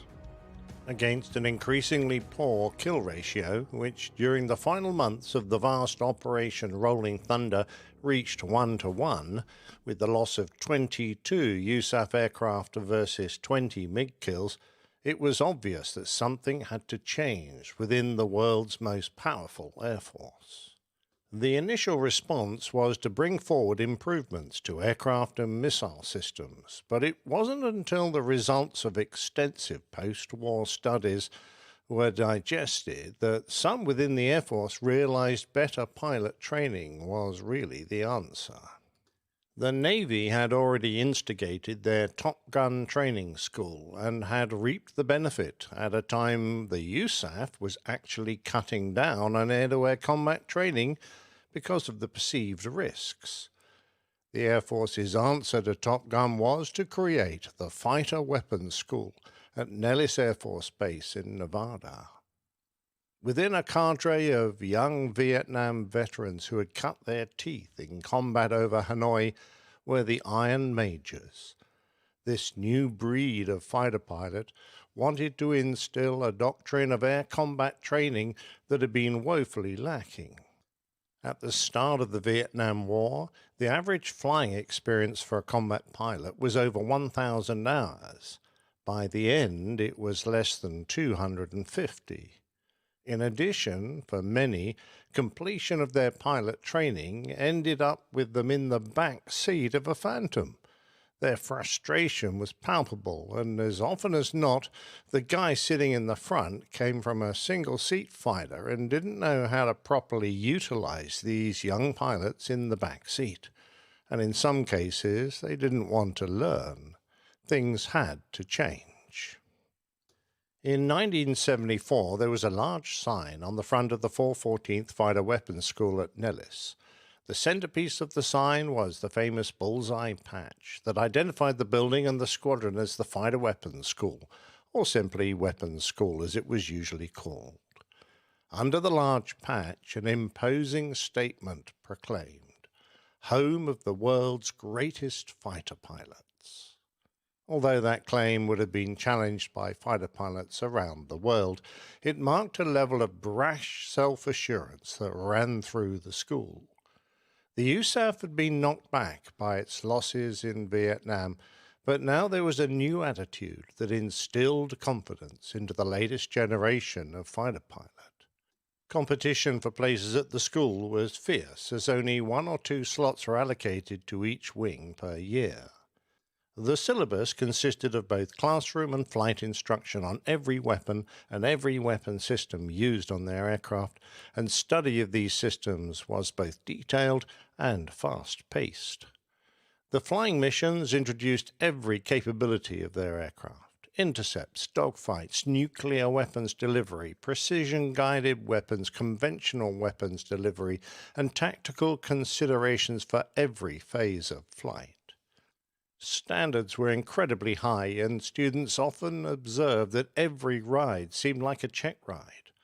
On graduation from the 4-month course, they were expert in every aspect of operating their aircraft, and when they went back to their home units, they became squadron weapons officers, the people all aviators turned to for expert advice on everything from how to fly the best turn to how to compute the length of a bomb stick. The school went through its early share of problems, when instructors seemed more interested in making the course a rite of passage, with students being harassed and hazed rather than instructed. The arrival of more enlightened officers, such as Major Larry Keith, resulted in the immediate firing of 2 senior prima donnas, and before long the home of the world's greatest fighter pilot sign was quietly removed and never replaced. The training syllabus became more objective-based, relying less on subjective opinion, and tactics were honed to meet the threats of the day and not to fight wars that had gone before. When instructors initially tried to get detailed intelligence about Soviet threats, they were told the information was need to know, and it took intervention by Nellis's commanding general staff to get past the intelligence organization's front doors. Once achieved, though, they were able to lecture about the capabilities of Soviet equipment, but live training was a different matter. The school well understood the benefits of dissimilar combat training, but they wanted something more, an opponent that mimicked the performance, capabilities, and tactics of their adversaries. They had the enemy aircraft data to work from.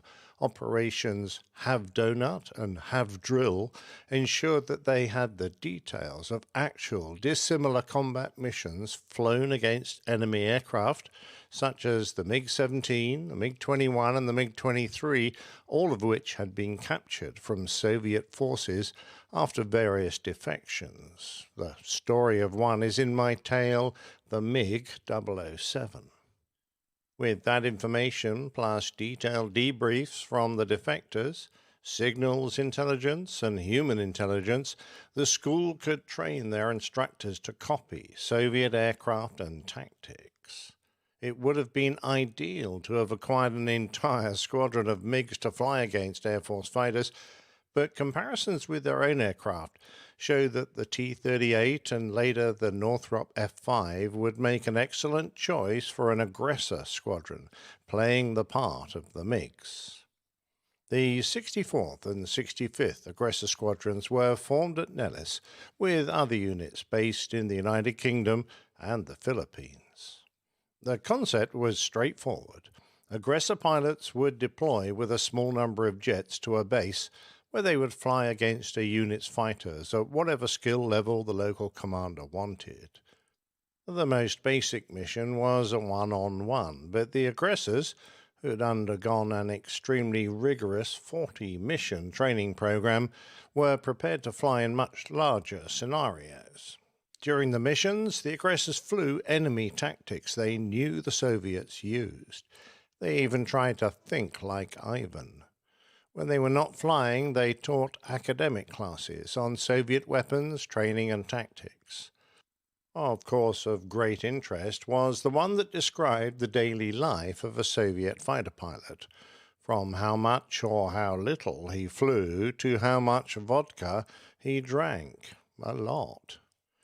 Colonel Richard Suter had been one of the Iron Majors who had done so much to change the Air Force's attitude to air combat training. He now became a driving force at Nellis, challenging the commander of the Tactical Air Command to offer realistic combat missions to the Air Force pilots. One of the post-Vietnam War assessments was Project Red Baron 2, which showed that a pilot's chances of survival increased dramatically if they got through their first 10 missions successfully. As a result, if the crews could experience these 10 missions in a training environment, they would have measurably better chances in actual combat. Suter successfully argued that this could be achieved safely and promised results. With 2 aggressor squadrons to fight against, they could provide the quality of training that would bring the combat scenarios as close as possible to reality. The ranges to the north of Nellis were large but poorly equipped, with only a few targets that were mainly piles of old oil drums. What he needed to create required action in a raft of departments: operations, maintenance, budgets, plans, intelligence, research and development, range creation, test programs, weapons development, tactics and flight safety. He had the energy, organizational and persuasive skills to bring all this together, particularly since he believed that participation should not result in a grading of any kind, an anathema to the Air Force at the time. He envisioned a large operational missions, flown in big strike packages using live ordnance on the Nellis ranges, which would be equipped with Soviet-style integrated air defense systems, fighters and ground-aware missiles. Debriefs would be aided by instrumented assessments and feedback, and the inclusion of other groups from Army Air Defense, Naval Aviation, Strategic Air Command would be encouraged. Establishing this exercise, which would have to be funded from multiple budgets, all of which were under pressure, was a Herculean task, but one that Suter proved equal to. He needed to persuade people to give up electronic threat simulators and target hulks so that the range area could be adequately provisioned, as well as convincing senior staff of other services to support the concept. He sold it as an opportunity to bring entire strike packages, tankers, electronic warfare aircraft, bombers, fighters, reconnaissance aircraft, and search and rescue helicopters up against a realistic enemy that operated advanced radar systems, integrated missiles and AAA, and the aggressors flying dissimilar fighters using Soviet tactics. It would test the tactics that crews were planning to use in a war in Europe and would force them to plan and execute large combined missions whilst dealing with the inherent fog of war and a well-organized enemy force. Each exercise would consist of core units of blue forces that would be thrown into a systematic process of increasingly difficult scenarios that would bring them up to full capability. The schedule included visits to Nellis's intelligence center to examine captured Soviet equipment, briefings on the equipment, capabilities, limitations, and the Soviet tactics for using it. They would fly over an electronics warfare range where the crews would practice using their electronic countermeasures equipment against actual Soviet tracking and missile radars. Their warm-up missions consisted of 1- and 2-ship air-to-air sorties against the aggressors before moving into fully integrated large-scale attack missions against targets such as airfields, missile sites, vehicle convoys and tanks, all defended by a red force of anti-aircraft artillery, surface-to-air missiles, electronic jamming equipment and the aggressors. The missions would use reports and videos from the Red Forces to analyze results so that the blue side could learn exactly what they'd done correctly and what needed work. Suter met a lot of pushback, particularly from those concerned about accident rates, but he had considered this aspect as well, since the video and radar monitoring he was going to use would also flag up infractions of safety margins. Having said that, eyebrows were raised when it was discovered that there would effectively be no low-flying restrictions, and SAM sites would actually fire missiles into the air, albeit smoke-generating ballistic rockets that were frangible if hit. The first red flag went ahead against 24 Phantoms from the 49th Tactical Fighter Wing at Holloman. They were joined by reconnaissance aircraft, wild weasels, forward air controllers, and search and rescue helicopters. This was like no exercise they'd ever been on before. There was real-time comms jamming, missiles were being fired up at them, their radars were being jammed, and they were being attacked by the aggressors. It was as realistic as war could be. Helicopters even took exercise-downed aircrew into the desert so that they would have to practice survival procedures and then take part in fully fledged search and rescue operations. The blue side initially showed an alarming loss rate to the red aggressors, but the learning curve was apparent, and the comments from the crews told its own story. The best training environment I've ever encountered. Outstanding training. The most realistic since actual combat. The success of Red Flag generated enormous excitement, and soon Red Flag 2 was being organized. Nowadays, there are 4 to 6 Red Flag exercises every year at Nellis and 4 more in Alaska at Eelson Air Force Base, in addition to a Canadian Maple Flag and 10 green flags for close air support missions with the Army. In a 12-month period, more than 11,000 aircrew in 750 aircraft from 250 different units fly more than 21,000 flight hours, with thousands more of support and maintenance personnel being trained. Many countries friendly to the United States are invited to attend, such as Australia, Belgium, Chile, Denmark, Egypt, Israel, Finland, France, Germany, Japan, New Zealand, Turkey, Poland, and of course the United Kingdom. All told, 35 different countries have participated.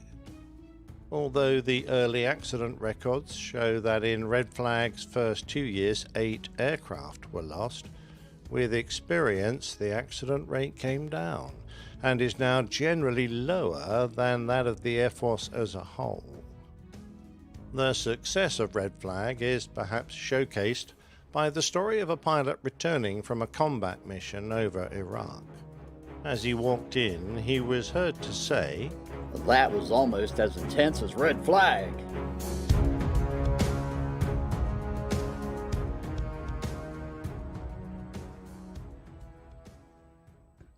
Wow. Very good.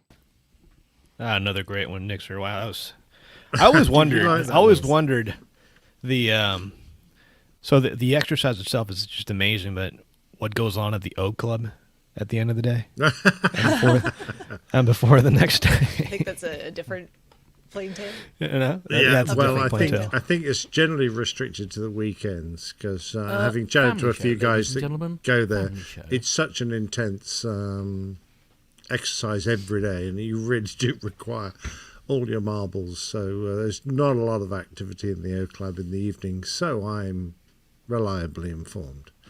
But having said that, you might have a day off. So yeah, why not? Wow. Why not?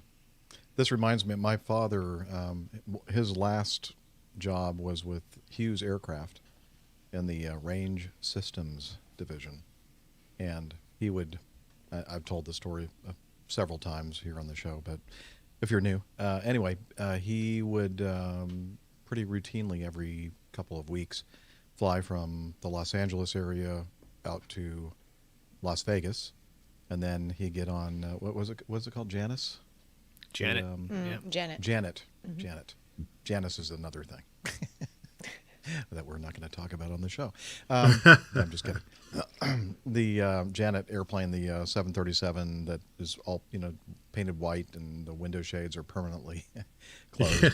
And he'd get so upset with that because he said, I have every top secret clearance you could possibly get. Yeah. And they still don't trust me to, look out the window and such. But anyway, he said that the only thing he could really say is that what his company was doing at the time was dealing with captured Russian countermeasure kind of stuff that you were talking about in this particular Plaintail, Nick. The stuff that the U.S. Air Force and other forces around the world would encounter if they were actually truly fighting the Russians, and it was very realistic. And his job was to make sure that they, were utilizing the equipment as the Soviets would at the time, and provide for a very realistic environment.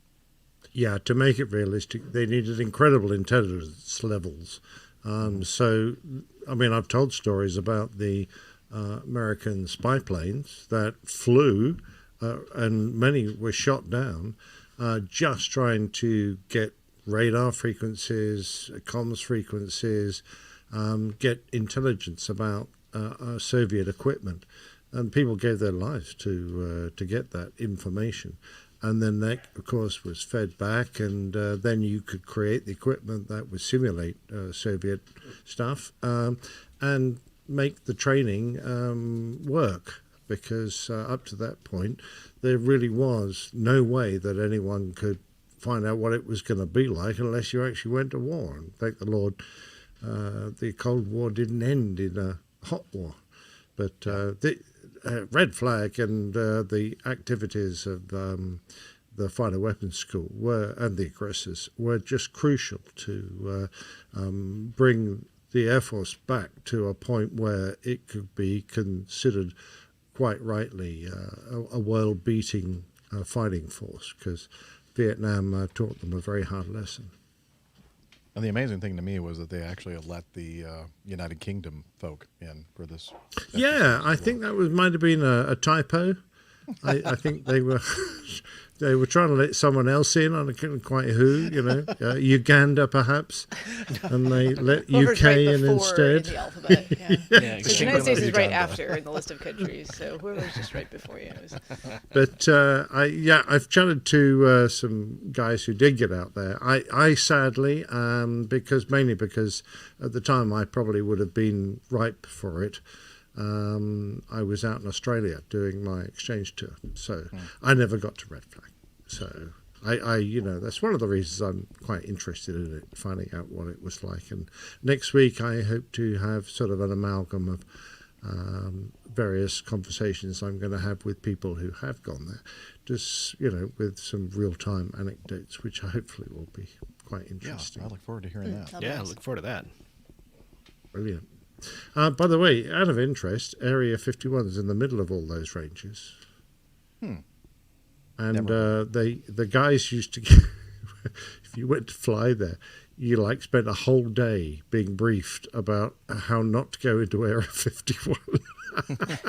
And if you did, it was like you were met Well, I'll probably tell it next week. You were met and given a very hard time. They had a Stern wonderful talking welcome committee. Yes, exactly right. Yeah. No, it's interesting when you fly cross country. Well, ATC looks after you, and obviously when you're filed across that particular area, the way your flight track looks is very, very interesting because it's kind of you're kind of zigzagging around all the restricted and prohibited areas there, and it's basically. You look at your navigation display and you see all this, this squiggly lines going everywhere, but your destination is basically straight ahead, and you're almost tempted to ask for a direct, but you know that you can't get it. But it's you probably wouldn't want to either. Exactly. No. There's an awful lot of people. We'll give it to this guy. See how much he likes this directory. Exactly. Yeah. Yeah. But no, I certainly, as far as I understand, having talked to Air Force guys from many different countries, red flag is the pinnacle when it comes to experiencing as close to real war as you will ever get. And it's fabulously well organised exercise and tantamount to the skills of the people who work at Nellis and the people who run these things. Mm-hmm. Very cool. Brilliant. Jeff, I'm going to, if you don't mind, I'm going to pull the plug because I've got an early start in the morning. And please do. We're very close to being in the morning. About 8 minutes away from morning. Yeah. Well, thank you very much for sticking around for as long as you did, sir. And it's no trouble at all. Absolutely. Lovely to see you all. Enjoy the last half hour and catch you next week. Take care, Nixter. Get some sleep. All the best. Jerry, bye. See ya. All right, let's move on with some more feedback. What do you think? Let's do it. All right, let's go to 4, which is this is sent in. Well, here, I'll just start from the top. Good day, APG crew. I found your podcast thanks to the good folks at Opposing Bases and have been enjoying it as I take my daily walks. Using their protocol, I'll call myself Papa Tango. Okay, another feedback from a confused listener. We use real names here at APG, so we're going to call you Peter, and I'll make up a real name for any other phonetic alphabet name we encounter in this feedback. Thank you. So, Peter Turner. There we go. First time feedback for me, sparked by Captain Nick's mention of the Tenerife disaster. Here's my connection to that story. Growing up in upstate New York in the 60s, I was always looking to the sky to spot the odd airplane here or there. The local airport, KALB, now known as Albany International, and then at that time it was Albany County Airport, was close by. In the late 60s, my father, a GE advertising executive, accepted a job transfer to Milan, Italy. He and my mother packed up the family, 9 of us all together, big family, and ventured off across the pond, as they say. My first flight ever was on a twin-propeller Mohawk Airlines flight from Albany to JFK. From there, we would board a TWA Starstreamer 707 for the flight to Milan. I wish I had more photos from that time, but I imagine the smile on my face was never ending. We lived in Milan for a few years and flew back to the States while on summer vacation from school. TWA was my airline, and I'm sure I racked up a few frequent flyer miles as a kid. On our final journey back in January 1970, we took a short vacation in Ireland. Milan to London Heathrow was the first leg. As we taxied, the captain made an announcement that the first ever jumbo jet just completed its maiden flight, and if you look out the window, you can see it. There it was, a beautiful Pan Am livery. I had heard about this plane, but never thought I'd get to see one, especially so soon. Fast forward 40 years. It's now May 2010. My son, Sam, is Steven? living in... Stephen? Okay. Is living Sean. and teaching in... Sean? Okay. in South Korea. My daughter... Annette, and I are planning a trip to visit. In all my travels since returning from Italy in 1970, I'd never flown a 747. I decided that had to end. I was able to book a flight on Acme Airlines from Tokyo, Narita to Detroit on one of the legs home. I'd finally done it. Now the tie to Tenerife. That first 747, the one I saw at London Heathrow on its maiden flight, dubbed Clipper Victor, was one of the planes involved at Tenerife. Interestingly, it was also the first 747 to be hijacked. Here's a link to the wiki page for the Tenerife disaster, so we'll put that in the show notes for you if you want to read up about that. And he said, I really enjoy your podcast and look forward to meeting you all someday. Peter. Actually, he put Papa Tango. I don't know what's Maybe going I should on. give a little bit of credit to Opposing Bases for at least promoting the phonetic alphabet, because... No. No? Okay. I don't think you should give them any So credit that for people anything. are more familiar with it and don't just make up their own. I guess it's a thing A is an in apple their and B world is- that's what they do. They refer to each other in no, really. I think they said that on one of their shows. Yeah. That that's how they refer to each other at work. Now, I could be completely wrong, but it's a pretty good story, and I like it. We're going to stick with it. You know, see, if my name was Romeo, then it you know, just wouldn't mean It it. would be very confusing. No. Very You're confusing. not supposed to yeah. use my name. I'm not. Well, I am, but I'm not really. But I'm not. I think there Or was if some your joke last about name is that. Tango. Or Victor over, Yeah, correct over yourself up. Yeah. something along those lines too. Anyway. No, but the 747, there's just something about that plane. It's just magical. It's funny that I had never flown on a 747 until I actually flew it myself, and that the same thing happened with the 777. I'd never flown on a 777 until I flew it for the first time myself, so I got lucky in that regard. But something about a 747, you know, it's just timeless. Yeah, Timeless, I've never timeless flown machine. on a 747 myself. Really? Yeah. Yeah. Mm, Triple trying to seven think. many times, but not a 747. I think I've taken 3 or 4 trips on the 747. Mm-hmm. Yeah. Yeah. Not a bunch, Yeah, but a few. Yeah. And All it's right. nice plane. Yep. Hey, so Papa Tango, Peter, whatever your real name is, next time you use your real name, okay? Or it's make safe. up It's a name. We don't care. Yeah, or make up a name. It's a safe environment here. Okay. But I can understand why some people are embarrassed. Yeah. All right. I mean, I'm embarrassed. Gus writes in, Captain Jeff, I'm a little late sending this in, but thought you'd like this footage. I think it's from your Mad Dog Finney flight last year. And, of course, he gave us a link to that MD-80 hard landing. And he says, truth be told, this is a footage of an MD-80 hard landing at Edwards Air Force Base in May of 1980. And then I put down here, I think Gus is a bit behind in his APG episode listening viewing.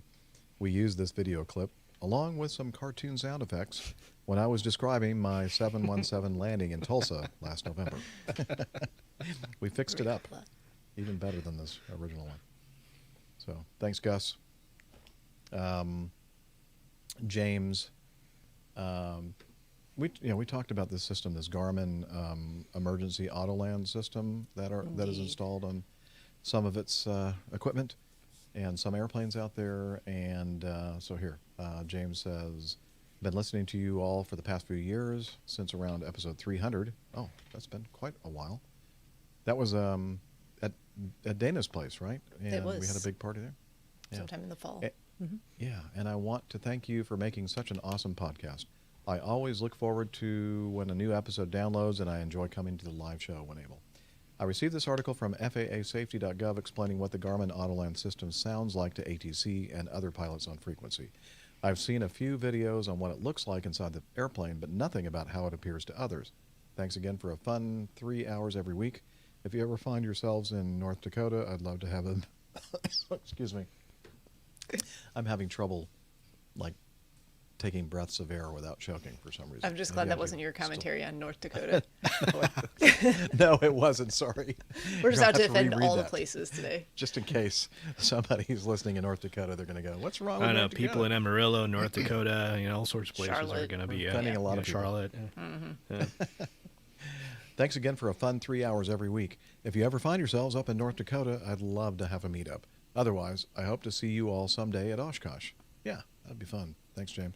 So, I really, really, really tried to find some audio, like real audio that we could play on the show of what it would sound like to air traffic control if somebody activated this emergency auto land. But I just couldn't find it. So as you said, you can find a bunch of stuff from the perspective of the people inside the airplane, and the kind of some of the things that it says to you if you're a passenger in one of these airplanes and you've activated the system. But you don't really get to hear what it's saying or how it sounds to ATC. But this article did tell us exactly what it does say. So you'll just have to use your imagination. That's probably a computer kind of sounding voice. And by the way, the aircraft that have been certified with Emergency Autoland, EAL, systems in 2020 are the Piper M600, the Dayer TBM 940. Is that a new company that they buy? Huh. I didn't know that was the name of the company. Anyway, the TBM 940, the Cirrus Vision Jet, and Jet's SF50. So those 1, 2, 3 are, I guess, new airplanes that have this system as an option. I think it's not automatically included, or maybe it is. I don't know.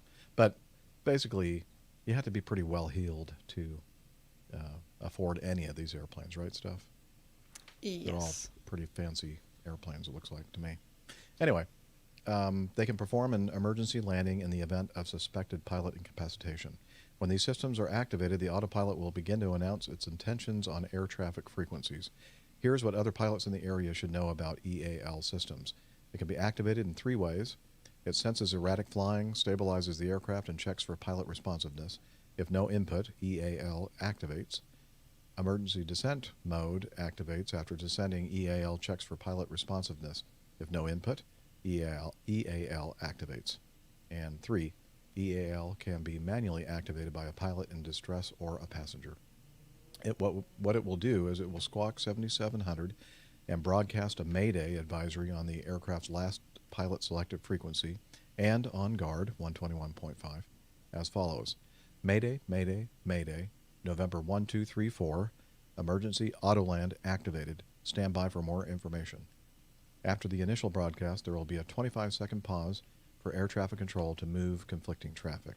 25 seconds after activation, EAL broadcasts the following. November 1234, pilot incapacitation, XX miles southwest of KABC, landing KXYZ airport. Emergency autoland in XX minutes on runway whatever, 00. The aircraft then begins maneuvering to the selected landing airport.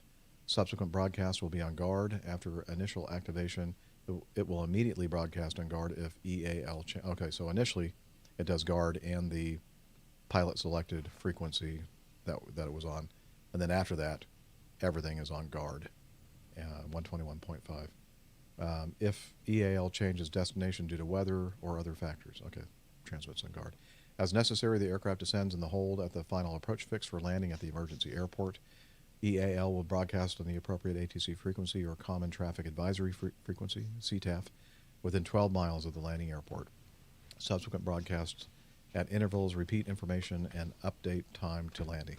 After landing, EAL broadcasts at 90-second intervals on tower, CTAF, and 5 minutes on guard as follows. Disabled aircraft on runway 00 at K X-ray Yankee Zulu Airport. Anyway, it goes into a little bit more detail about what it does and what it doesn't do. It does not check NOTAMs, like for a closed or a shortened runway. It does not avoid military operations areas, MOAs, special use airspace, restricted areas, or temporary flight restrictions. It does not turn on the aircraft lights. Of course, lights that are already on when the system activates will stay on. And it will not see and avoid other traffic. Traffic Alert and Collision Avoidance System, TCAS, is not linked to this system. So, anyway, good stuff. I mean, it's an amazing system when you look at it. And you look at some of these videos about how the system works. If you're in the airplane and you're just a passenger and your pilot has been incapacitated, is pretty impressive. What the so system can it do. configures the airplane, puts the gear down, everything? Yes. Yep. Oh, wow. It lands and it lands straight ahead, and it puts the brakes on and brings it to a stop, and then it will shut down the engine, but it will tell, it says stay seated until we tell you it's time to get out of the airplane. And then once the engine is stopped, then, you can get out of the airplane. Well, the system's not complete until you get it to complain about the contract. So I think that is going to be the next step. Point. So that's a good one. So there's some work to be done there. Yes, really. Yeah. I mean, it's amazing technology, and it's great for those emergency situations where you might need something like that, which hopefully are very few and far between. Mm-hmm. Very good. All right. Well, thank you, James, for setting that in. Let's jump to 8. I want to make sure we get this feedback in on today's show. Right, Liz? Okay. So our good friend Stefan in Germany sent in some audio feedback, and we want to play that for you right now. And let's see if I can find it. Okay. Here we go. Hello, Liz. Hello, Captain Jeff. Hello, whole APG team. This is Stefan from Germany calling. Yesterday, I got an email from Liz. She was asking me about this special Lufthansa flight with an A350 from Hamburg non-stop to the Falkland Island and what's about. Well, Liz, you know that already. The back office is doing all the work. The back office is doing all the interesting stuff. And most of this flight, the story is also a story of the work of the back office. About 3 months ago, a German scientific institute, which is doing some research in the Antarctic, the Alfred Wegener Institute, had the problem that they needed to exchange all the stuff and all the scientists and also the people, the captain, the crew of a big polar icebreaker down there in the Antarctic. They do that every half a year or so. They need to exchange this stuff. Usually they exchange that via South Africa. But in COVID times, everything is different.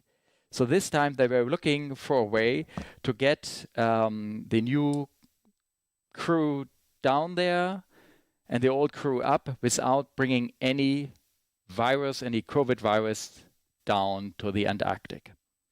So they asked the Lufthansa if they could do a non-stop flight to Falkland.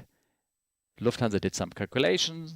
Lufthansa was trying to get all the permits, the en route permits, the landing permits for the airport, the landing permits for probably some alternate airports, and we're doing some calculations, and say, yes, we can do that. But how we do it, how do we get, a COVID-free passengers and crew down there? Well, it turns out that they need to put everybody in a 14-day strict quarantine prior the flight. They were asking who were volunteering for this flight.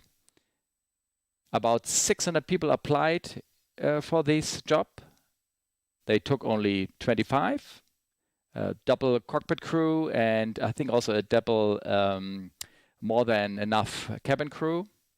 They had to move for 14 days quarantine in a small hotel in Bremerhaven, together with all the scientists and all the crew, which need to exchange down there as well. It was consisted of 7 days strict room quarantine, I cannot pronounce it, quarantine in German, and another 7 days hotel quarantine. And it was a very nice thing to watch, especially, all the whole crew.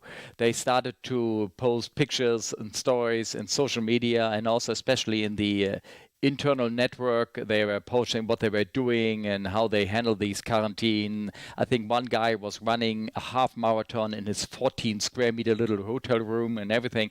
It was a very nice thing to do. I think on the 7th day, they could move around in the hotel, and they were starting to do Zoom conferences to show what they were doing. They were showing, the scientists were showing via Zoom conference calls. They work they were doing, the intentions research, the work on the animals, on the penguins and everything. Very nice thing. It was a warm spirit going through the whole company, looking forward for this flight, because it was some positive thing to do. Especially all these Zoom conferences, which were happening regularly then every day. They invited a lot of school kids to participate, to see what the researchers were doing, and very fun. On the 2 days prior to the departure, the 1 day prior for the departure, the Zoom conference was scheduled with the crew to tell you about the flight planning and how everything was working. And the day before that, unfortunately, the Zoom conference was bombed by some idiot. I am using the German word, so ein elendiger Wichser. He bombed it, and he was putting some obscene photos in it, and so they canceled all the Zoom conferences. Was very, very sad.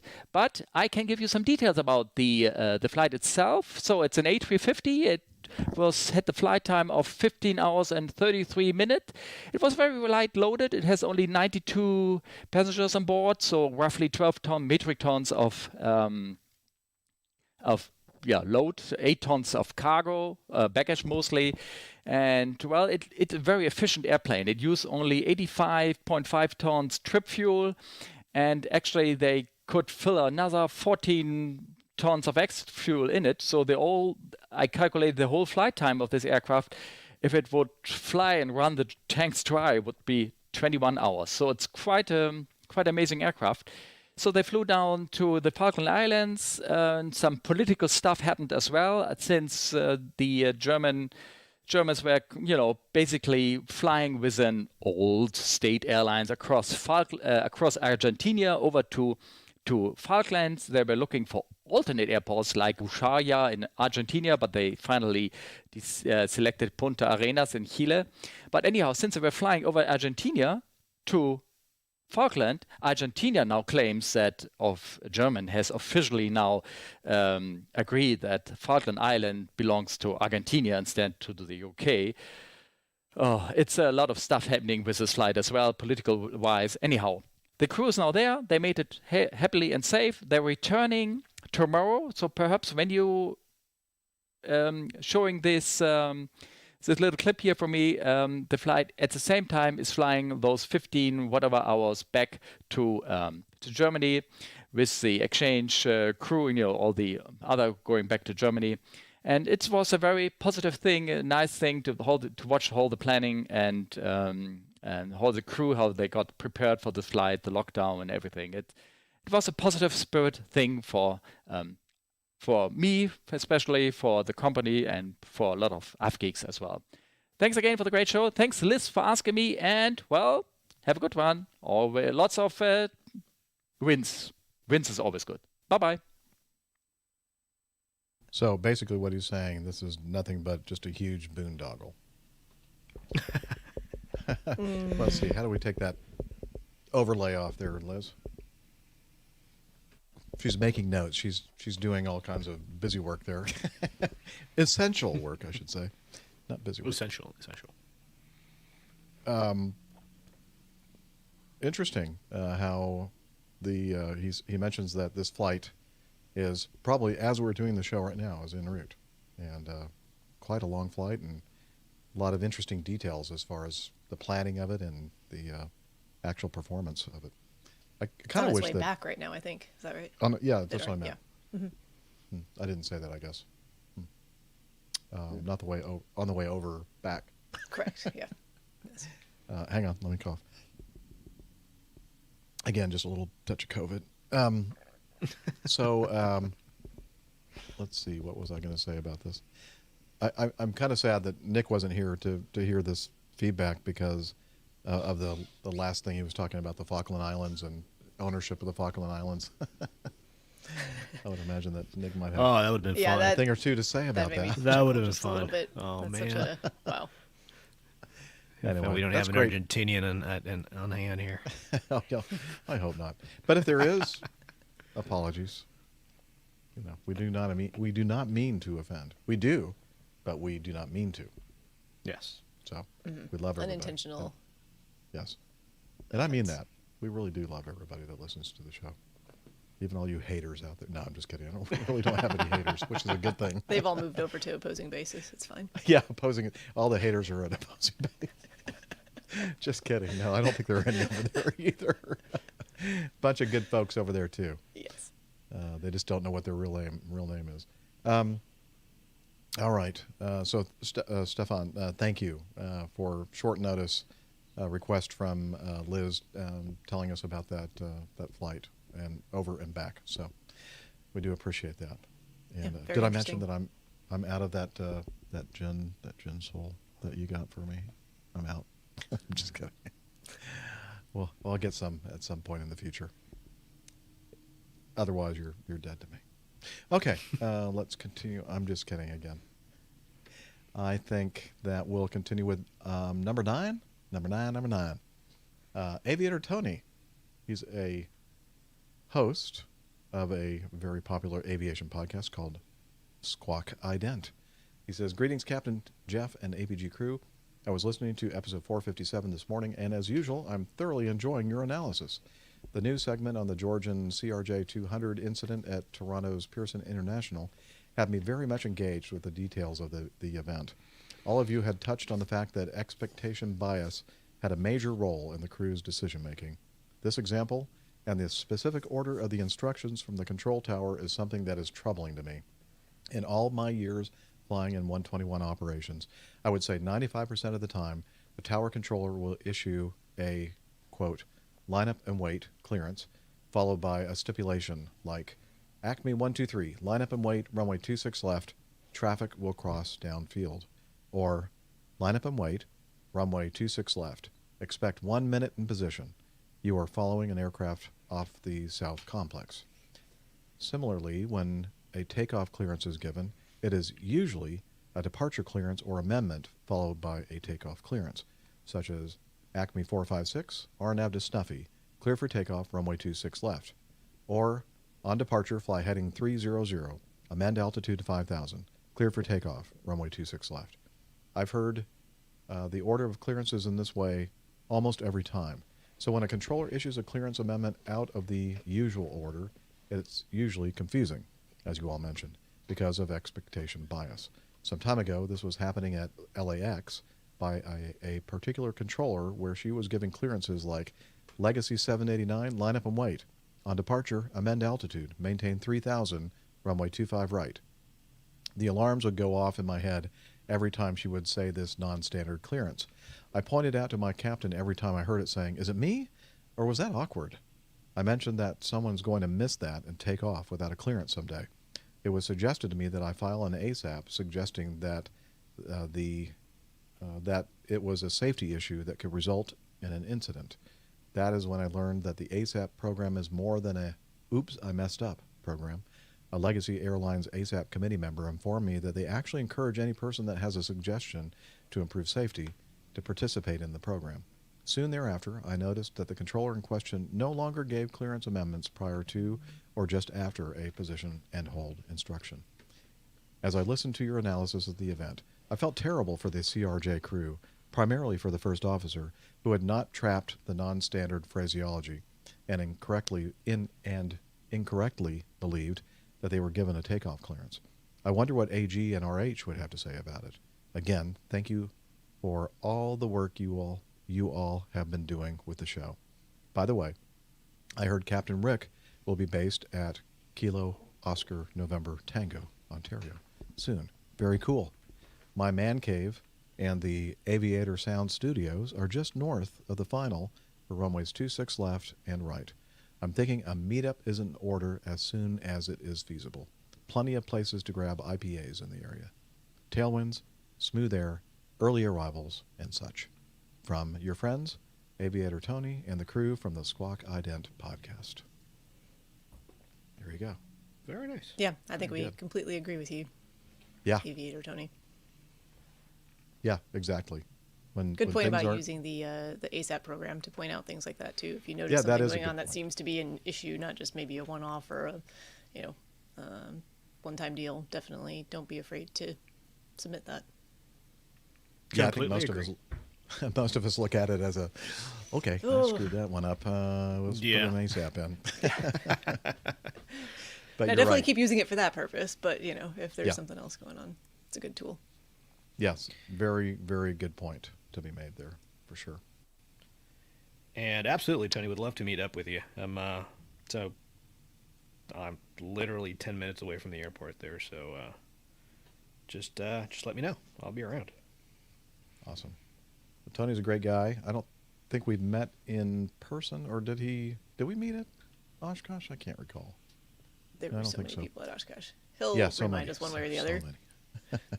It was fun, though. I don't know. Yeah. But anyway, thank you, Aviator Tony. Look forward to meeting you in a meetup sometime as well. And hopefully you and Rick will be able to get together, and maybe some other AV geeks from the area. And again, thanks for taking the time to send us feedback. We do appreciate that. And with that, it's time to wrap up the show. We just have a few items in our feedback notebook that didn't get done today, but Liz is going, yay! She's always happy when there's feedback left over and there's more to move on to the next show. So if you, by the way, want to send us feedback, the best way to do it is to send it to feedback@airlinepilotguy.com. If you want to record some audio, Tony should have done that because he's got a podcast, for goodness sakes. He's the host. But if you don't have time to record something, called out there. Sorry, I didn't mean to shame you in public like that. But if you want to send us feedback, audio feedback, just use the recording device on your phone. If you have an iPhone, like was it voice memos? Voice or something memo. Like that. Mm-hmm. I'm sure that the Android platform has something just as good or better. Whatever your computers have, voice recording memo kind of programs, and record something there and attach it to your email feedback to feedback@airlinepilotguy.com. Or you could just use the, what is it called? No, I can't think of the name of it. What? SpeakPipe? SpeakPipe. There we go. Thank you. Yeah. SpeakPipe. We have that. I have had that for many, I got as far many as years. speak. I was like, the thing speak. Speak and pipe. spell. And you can find that information on our website under, I think it's Contact Us. That's there, and that's another way to record some audio and send it in, although you're limited on that one to like 90 seconds or something like that. But you can record a few if you want and send them in. And yeah, so that's the way to do it. We're also, let's mention some other items on the website. We have, I'm just going to do this. I'm just going to go to our website, airlinepilotguy.com, and we have all of our podcasts there, APG on YouTube, if you want to figure out how to watch this on YouTube and hang out with all these wonderful people in the live audience. That's the way to do it. I mean, once you're there on that page, then you can click in and actually go to the YouTube site. That usually results in a better experience, I think. Information about the crew, the APG crew. And we have a separate page here for Plane Tales, a little bit of extra information that Captain Nick puts in there, pictures, more pictures, and other details to accompany the wonderful Plane Tales that he does, the audio. And we have an APG library. If you're a reader and you'd like to read aviation-related stuff, we have our librarian, Tiffany, that takes care of that. Thank you, Tiffany. And so check that out. And if you have any contributions yourself, just contact Tiffany, and then she'll put them in there. Coffee fund information, APG store, if you want a hat or T-shirt, or maybe not a hat, but a T-shirt or something like that. We have all that there for you. Contact us. The calendar, the APG community calendar is there as well. Lots of stuff there. See? Yeah. AirlinePilotGuy.com. And we're also on social media, or what we like to call, or what I like to call, social meds. So Jeff likes to call it the social meds. I like to call it Twitter, Facebook, and Instagram. You can find us on Twitter. We are at APG Crew. You can find all of our individual Twitter handles pinned to the top of the page there. I just need to go to bed. I'm very tired. What are you going to find there? I don't know. I don't know. Don't go to that page. That's something different, I'm sure, and I don't even want to know what it is. Don't tell me about it. It's fine. Once you're done there, though, you can head over to facebook.com/airlinepilotguy. And we're also on Instagram at APG Crew there as well.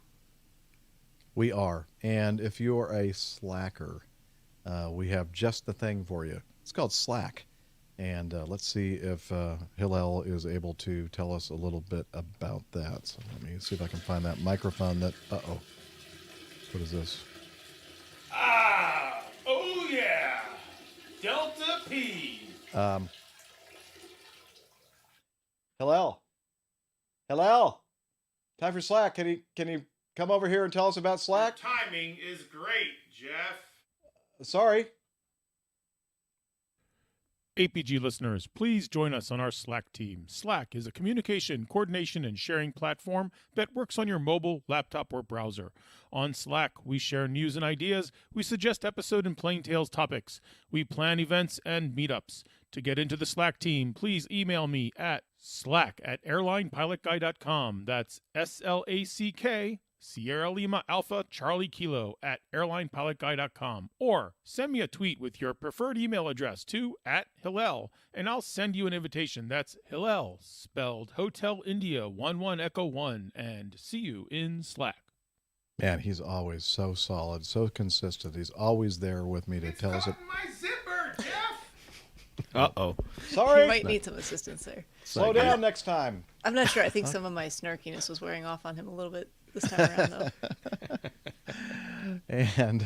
And with that, thank you everyone for hanging out with us on the live show, or watching the video after the fact, or downloading the podcast from all the places. I mean, we're on Spotify and Pandora and TuneIn Radio and Heart something or other.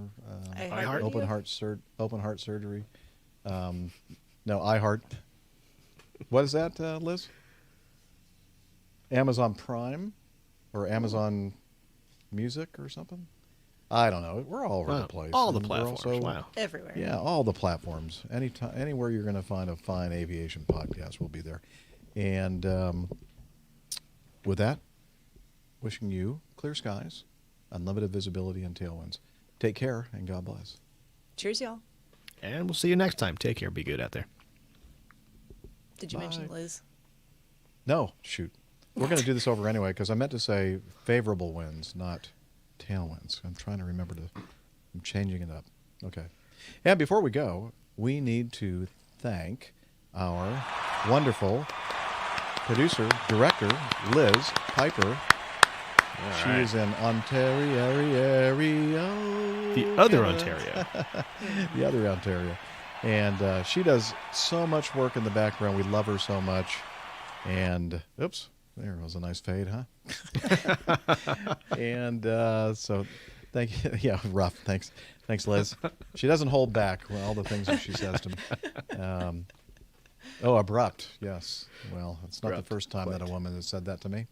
And with that, we love you all. Thanks for hanging with us. And until next time, wishing you clear skies, unlimited visibility, and favorable winds. Take care, and God bless. Cheers, y'all. And we'll see you next time. Be good. I don't even know what that means. Very nice. Turn my recorder up. Okay. Yes, ma'am. Recorder. I never started mine. All right. Well, don't turn it off then. No need. It's probably still running from last week. It probably is. No, we're good. It's not running. Is there like steam coming out of your Yes. iMac? Yes. Why is that smoking? I don't know why my iMacs only seem to last like a year, and then they just... I'm just kidding. I'm sorry, Liz. I got a little discombobulated toward the end there.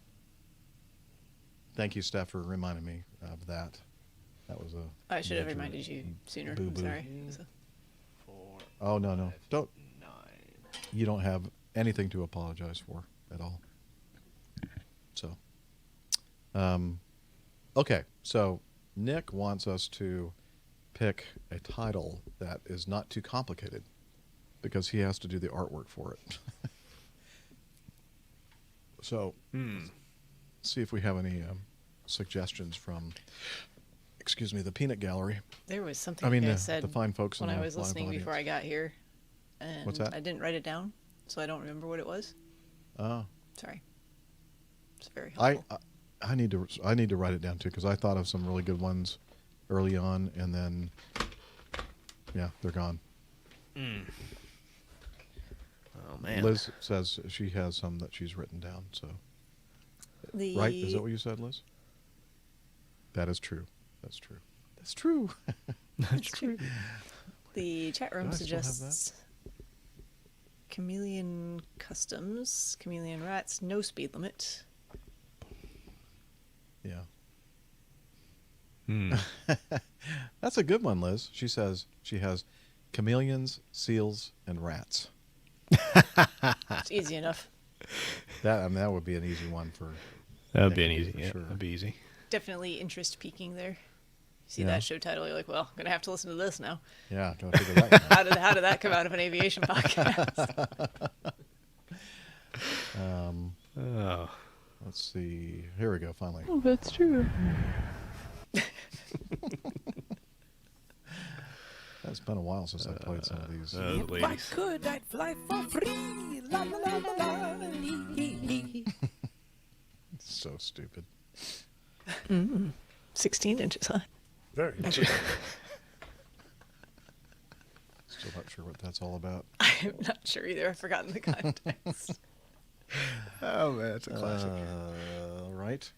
Any other suggestions required or necessary from our wonderful folks in the chat room crew? Micah says a pile of Junkers. Pile of Junkers. That's got some potential. I like that. Yep. I like that. That's good. A pile of Junkers.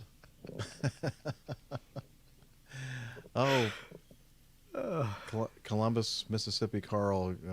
We're not talking about the clap that Liz has. So let's move on to something else. Oh wait, maybe I'm taking that out of context. Sorry. Slight. Reheated A330s. Yeah. Yeah. Eh. Oh. She's referring to the video where the ATR-42 crashed into the jetway. Run away, far away. Okay. That's a possible. Air Force pilots ignoring rules. That never happens. Nope. Don't know what you're talking about. Rules? We don't need no stinking rules. Yeah, I think Liz is saying she thinks the animal one would be probably the easiest for. I think that's what Nick would pick, given the options. I think so too. Maybe a pile of Junkers. A pile of Well, Junkers. That's right. That's not terribly difficult. Or Liz, or a pile of Junkers is. Yeah. Junkers. Junkers. Just a Junkers. pile of How do you bunch of pronounce that? Junkers. Junkers. I think it's Junker, right? Junkers. Junker 52. It's funny because my best friend when I was in Mobile, his last name was Yunker. I'm sure it was changed when they came over from Germany, and his name was Malcolm Junker. That's why he pronounced it Junker, not Junker. But I'm sure it must have been probably from that name, I bet. Anyway, some more trivial and not very interesting information. You're welcome. And with that, That's what we do here. That's what we do. And with that, we're going to sign off, and we'll be back next week, God willing, and we'll let you know when that is via the social medias and also on the calendar, the APG community calendar. So check it out. So bye, y'all. Good night. See ya.